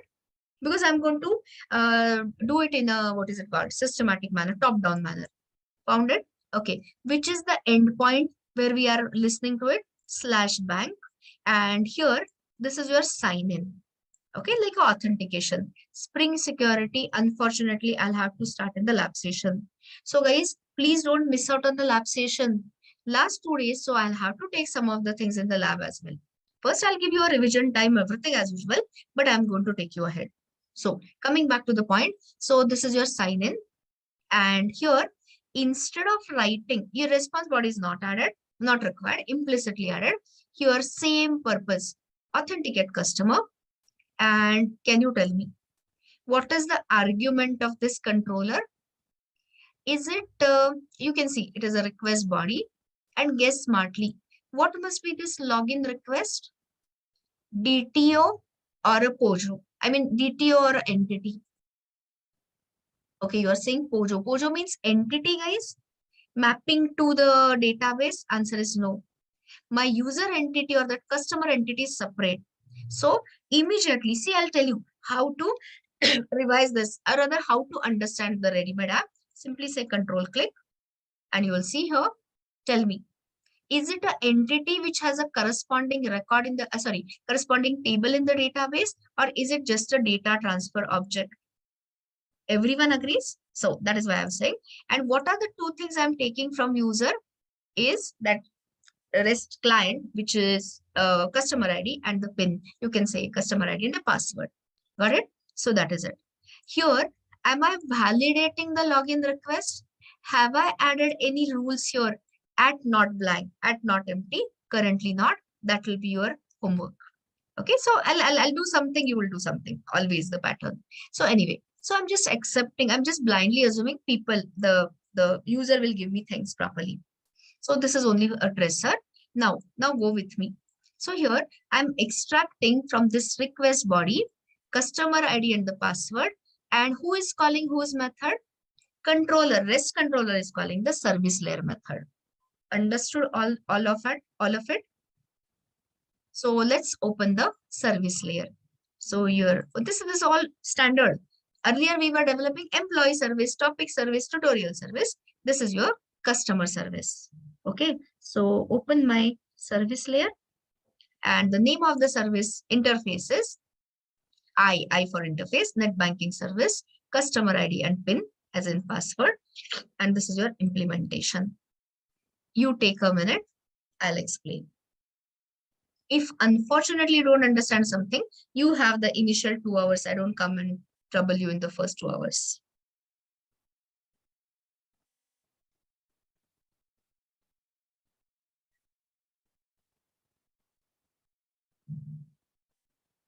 This is your practice of looking at more code. I'll be sharing so many such projects with you to help you in project phase. Anyway, so what are the compulsory annotations? Add service at transactional, implementing service layer interface. Which are the two dependencies I'm injecting? One is customer repo and one is a bank account repo. This itself should tell you which are the two entities you are going to see in a couple of minutes time. Obvious answer, obvious question, obvious answer. Customer and a bank. Everyone understands it? Okay, now read it further. So here, see this.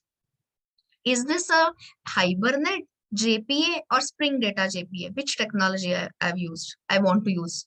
Of course, all throughout now, Spring Data JPA. So I'll show, I don't have to show you actually.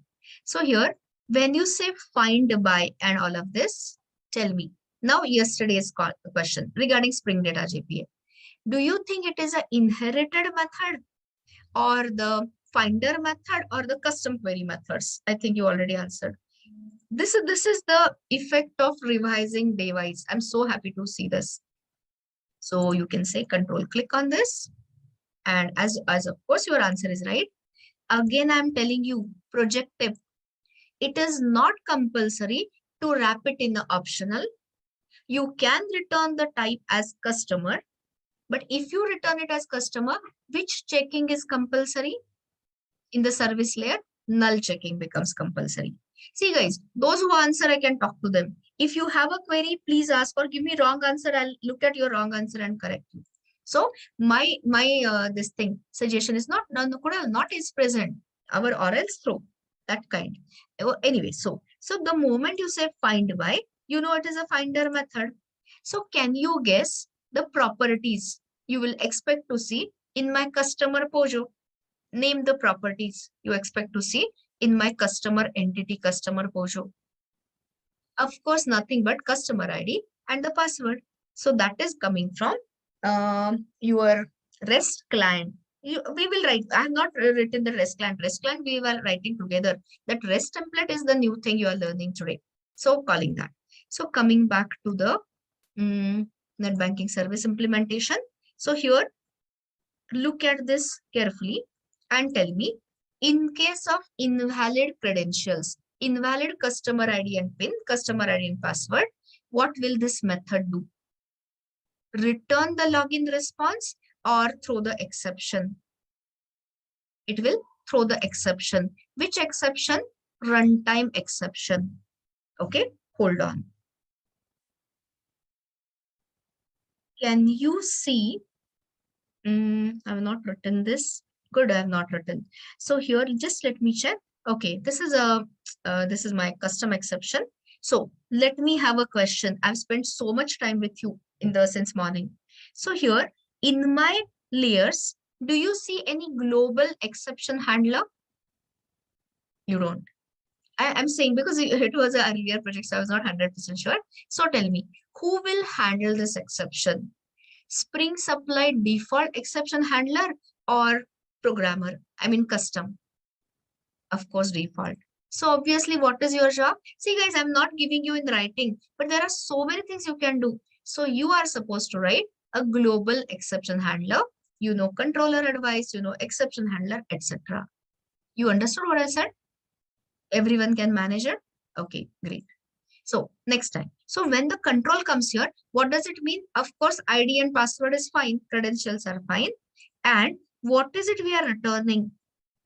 Am I returning a customer entity and account? No. So click on it and you will get your answer. So tell me, what is it? An entity or a DTO? Guys, anywhere you see REST APIs, people use a DTO pattern a lot. So whole morning I just prepared you. Now I'm showing you some ready-made code. So what are the two details you are adding? And trust me on this, this is the recommended pattern. Never expose directly your entities and send it in the response entities. Rather, put it in a DTO, map those entities to DTO, take the data what you exactly want to send and send it across. So what are the two details we are having in this DTO? Customer name and the accounts belonging to the customer, because it is one to many. Got it so far? So come back here. So now here, so I have got a customer details here. So I got a customer.getName. I'll show you Opojo in a minute. Now tell me, how about this? So hold on. What is the relationship you are going to see? Unidirectional or bidirectional? I already explained it before the 10-minute break. Which is the one which is easier, which I have configured? Unidirectional. So from customer to account or from account to customer? C to A or A to C? Account to customer. So if it was customer to account, it was easy. I could have just said customer.getAccounts. But now, again, the same question. So here I'm supplying the customer ID as the argument. And here tell me, what is it? Inherited method, finder method, or custom query method? You can see that easily. If you have not understood it, take it here and you can understand. So this is your bank account repository, guys, and follow the pattern. So look at this method and I'm going to ask you a question. So from account, can I find the customer details, account owner details? It's a Boolean question, yes or no? Yes. So can you guess, without opening my bank account Pojo, what would be the property name? Answer is right here. What must be my property name? Account. No. Wrong. Guys, account owner is the property name. See, you are navigating from bank account to customer.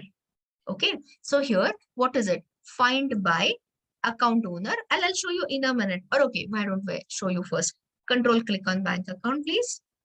So here, you know everything. We are just putting it together in last few days, right? So what is the property you have? Account owner. If you open my bank customer, you can, customer, you will see. Take a look at it. Okay, by the way, this is a new annotation. You can take a look at it later. It's regular expression. Anyway, so the point I'm trying to make is, can I navigate, can I find from customer to accounts? You can see there is no property accounts, but can I access from bank account the customer? Yes, otherwise it would be unlinked kind. It is a unidirectional. What is the name of the property? Bank account owner. And here, why I wrote my own toString, because if I ask the Lombok framework to generate it, it will add all the fields including customer, which I did not want. Okay, so that was the thing. And fetch type, I've changed it to lazy. All these things I hope you remember. So coming back to this, tell me, I'll highlight. So when I say find by account owner, from where to where I have navigated? From the bank account to customer. And what must be the name of the ID property in my bank customer, in my customer class? That answer is customer ID. Okay, so I don't think here I've used extends from base entity. Okay, I've not done that. You can change it, but just to show you, this is that customer ID. Making sense? So tell me honestly, is this method clear? So in goes the customer ID, and what is it I'm returning? List of all the bank accounts. So what will be the corresponding JPQL for this? If there was no finder method, what this will result into? I'll talk in code. Select A from bank account A, where A dot account owner dot customer ID is equal to colon ID. Understood completely? See, this is a practice of your JP and everything, and you will require tons of such examples in your project.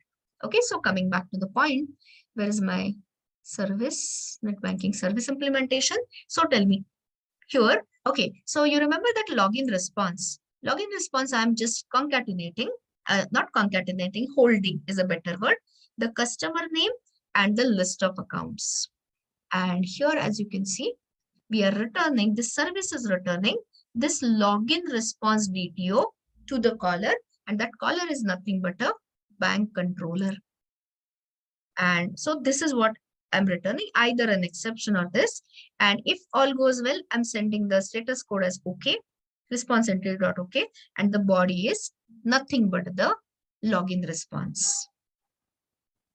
Understood what I said? Understood the backend part? See, you won't understand it 100%. I know that, but I just got you started so that you can then understand writing the client part of it. So you can say Control Shift W, and we are definitely going to call these APIs the authentication, the bank login, net banking login from our employee management. But initially, we'll just check whether it is working at all. Let me see whether I've written any test cases. I've written some test cases. Okay. Oh, so this test case will for this. And you can look at it. I've given you so many things. Assert equals everything I've explained. You can definitely go through my down layer cases and this.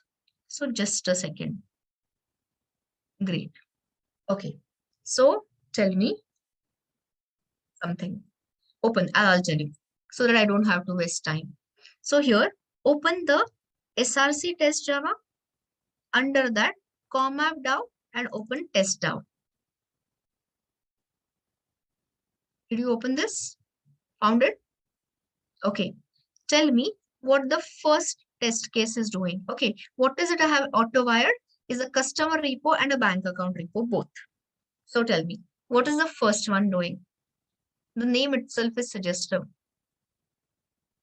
Adding the customer details. How many customers am I adding here? Okay, 2. And by the way, okay, I forgot because there are so many things I wanted to show you. Here, if you look at the constructor, just take the cursor over here, and here it is having string customer ID. What is the standard pattern I have shown you? Integer and long. So once at least I wanted to show you, that if you insist, I don't know your business logic, project logic. So if you want customer ID as a string, can it be auto-generated, generated value, or does it have to be, user supplied? Of course, user supplied. How can it be automatically generated? Somebody said automatic. I don't know how to automatically generate the string customer ID. So that is why if you see my test case, I'm giving, this is my customer ID. This is your username and this is her password. You got it? And here I'm also checking asserting equals whether the customer ID is fine and all that. Understood what I said? Is the test case clear? So just run the first test case. See, okay, by the way, just check, I forgot.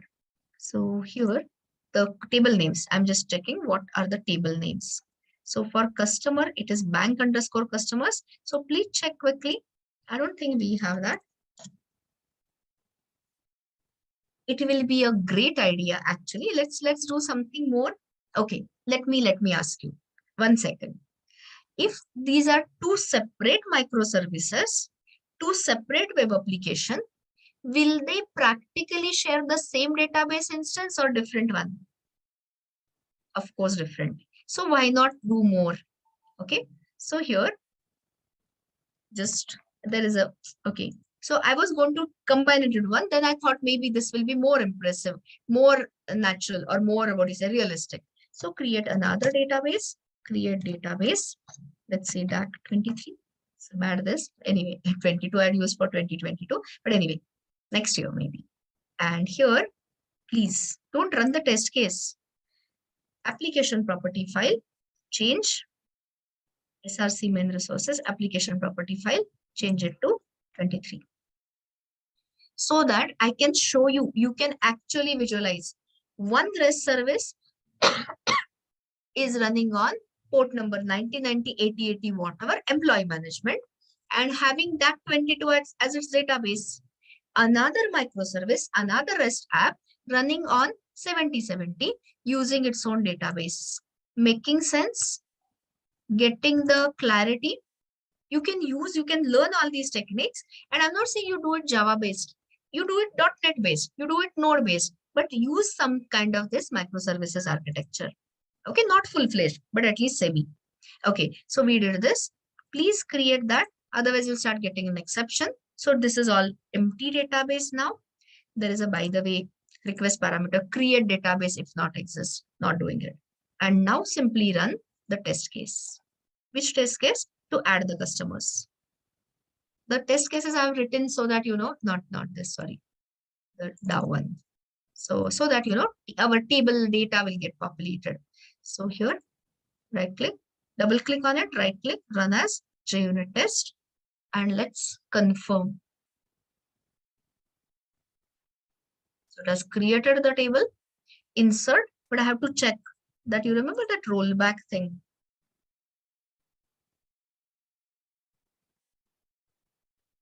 Oh, sorry, use DAC 23. You also check, guys. Show tables, it has created. Select.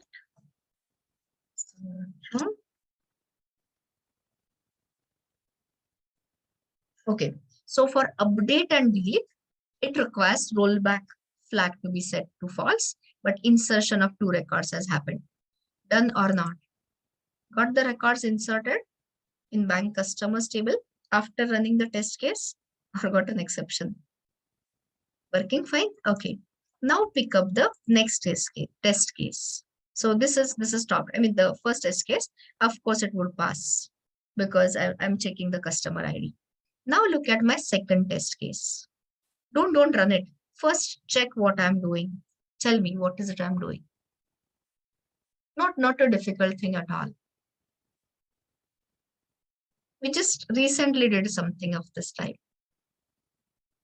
Okay, so first is, okay, linking is second step, this one. So first is, I'm getting the customer reference.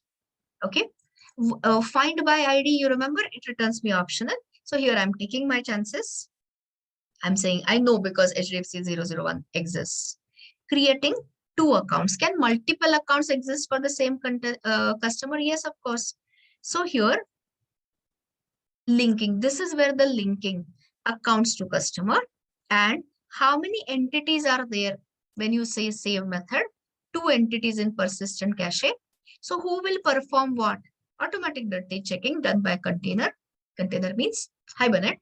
And we'll see whether the 2 records are inserted in the accounts. And thanks to these 2 lines, foreign keys also should be set. Understood what I'm doing? Generating lot of data. Not lot of data, but yeah, some kind of data. Yes or no? Others? Understanding the code? Okay, so let's run this test case. Only run this. Otherwise, you'll start getting constraint violation and all that.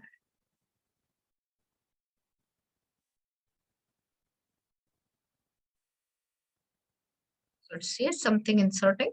Confirm. Select star from bank accounts this time. So you will be wondering, what is this new version column? Tomorrow, when I discuss optimistic locking, I'll explain that. So currently ignore. So account type, balance, and customer ID. See this. This is that foreign key, which references the primary key of the customer's table. Tell me, all okay? So far? Understood also? Not just, it is not like just you run a test script and things are working. You have to understand it parallelly also. Spend good amount of time. First 2 hours, I'll not disturb you at all. Okay, so this is so the data is set. Now, so your test cases are running, and the idea of writing the test cases or giving you ready-made test cases was populating data. Otherwise, I'll have to give you the insert queries and all. So all fine. Now run this application and let us test it directly with Postman. Anyway, its time is exceeding. So what I'll do is, look at this. This is your ultimate backend. You have a front end, a browser, calling the APIs of employee management system, which is where I will add, unfortunately in the lab, the REST template, and that REST template will call the one microservice will call the another microservice, one REST API making another call. But this is a full-fledged REST API. So can I directly test it? Can I test this net banking REST server, the authentication part, using Postman? You just have to tell me yes or no. Of course, yes. So after we resume, I mean, resume means after your revision, I'll come into the lab, you ask me questions, everything. After all that, when we integrate, then we will add something called as REST client in that employee management, and then we'll make the service to service call. But till then we'll check. So you can say right click, run as Spring Boot app, and just confirm whether it is running. Should not have any exceptions here. So tell me, is the Tomcat server up and running on the port 7070 with the context path as blank? Okay. So I'll give you a minute to write Postman here. To write this. So which is the endpoint you are testing, guys? I need to see whether you are a good tester. You can check your own things at all. So here is the bank controller. So this is the endpoint I want you to check. So give me the URL. Method is obviously post, and give me the JSON body, which is called as payload. Waiting here for a minute. You do it on your own. I'll do it parallelly because looking at time. You understood my question? I want to test this endpoint before I add the REST template REST client in the employee management system. Do that. Is the question clear, or the question itself is not clear?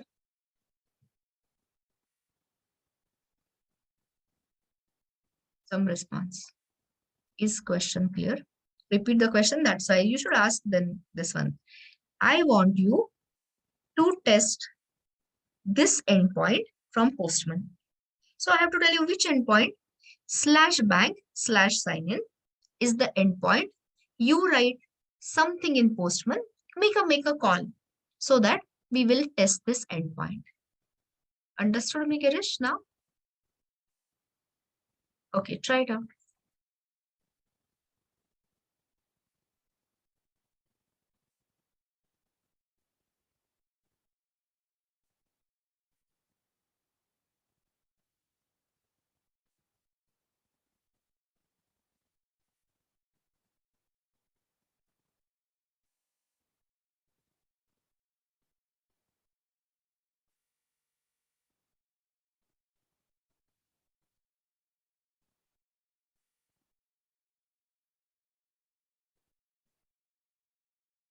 Mm.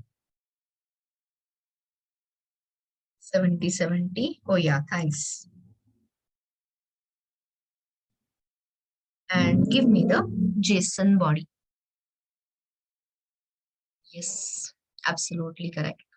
So here, what is it we have got, guys? Login request.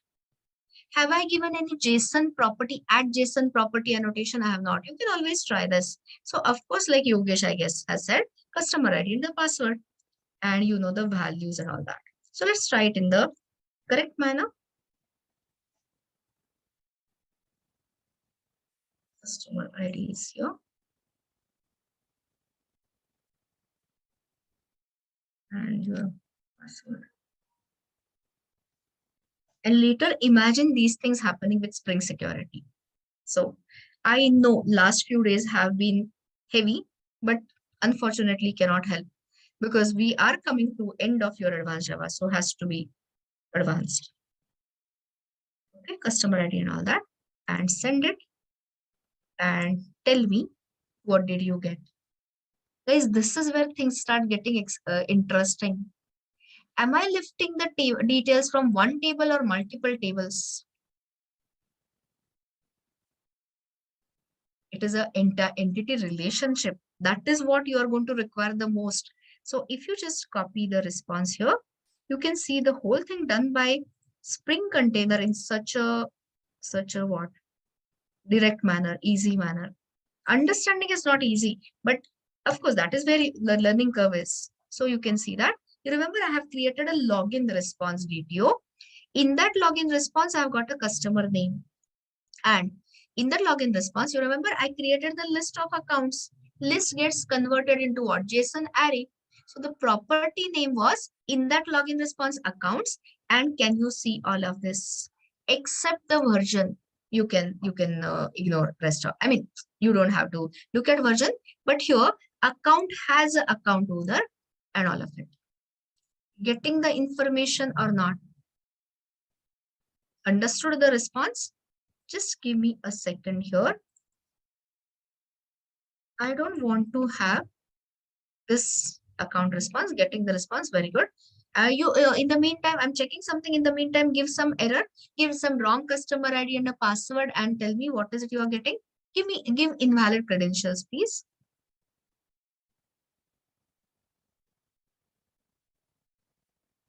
I wanted to see something in between, you know.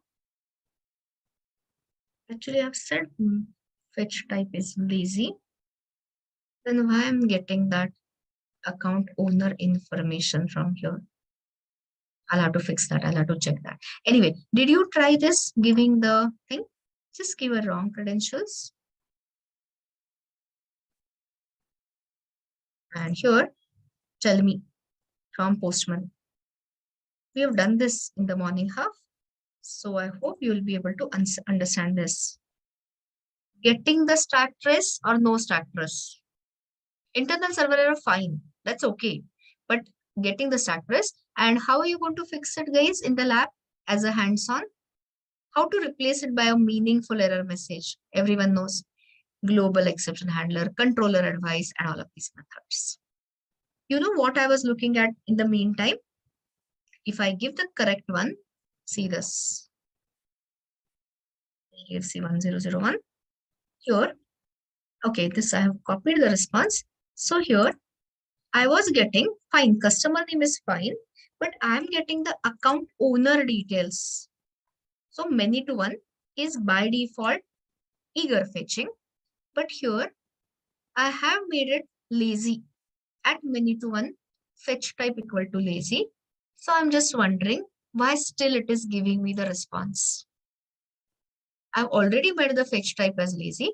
So why it is giving me the account owner response even after I say this? So that is a food for thought. I'm still getting the account owner. There is a way to ignore the property. Okay, more we are going a little deeper in this. Anyway, I'm stopping here, don't worry. So there is a way to remove that. There's a JSON ignore. See, guys, when you see a problem, you have so many other things. So wait a second, 2 seconds. Here, let me, don't do this. I'm telling the serializer and deserializer, don't use this, ignore it, add JSON ignore, and let's try this. Because, you know, it should be under your control. It is not, it is gone. I mean, account owner property. I'll explain this when everyone is here. Anyway, people have dropped out. So guys, what I could finish, I'm stopping here right away. So what I have done I have given you is basically the entire backend. So go revise. We have done a lot of things since morning. You have that sequence document, form binding, the validations and exception handling. So do look at it, fix or add these controller advice and exception handling in this code. And in around 4:30, or I mean, I will join little earlier, of course, but around 4:30, 4:45, we will continue to build the REST template.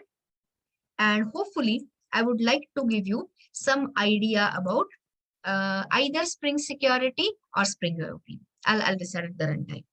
Okay, so this is all we are saying here. I will give you the last this, just a second. I have added that JSON ignore. So what is that JSON ignore? I'll explain once we resume in the lab. What was it? Net banking REST server. Please edit the database settings all the time whenever you get this code.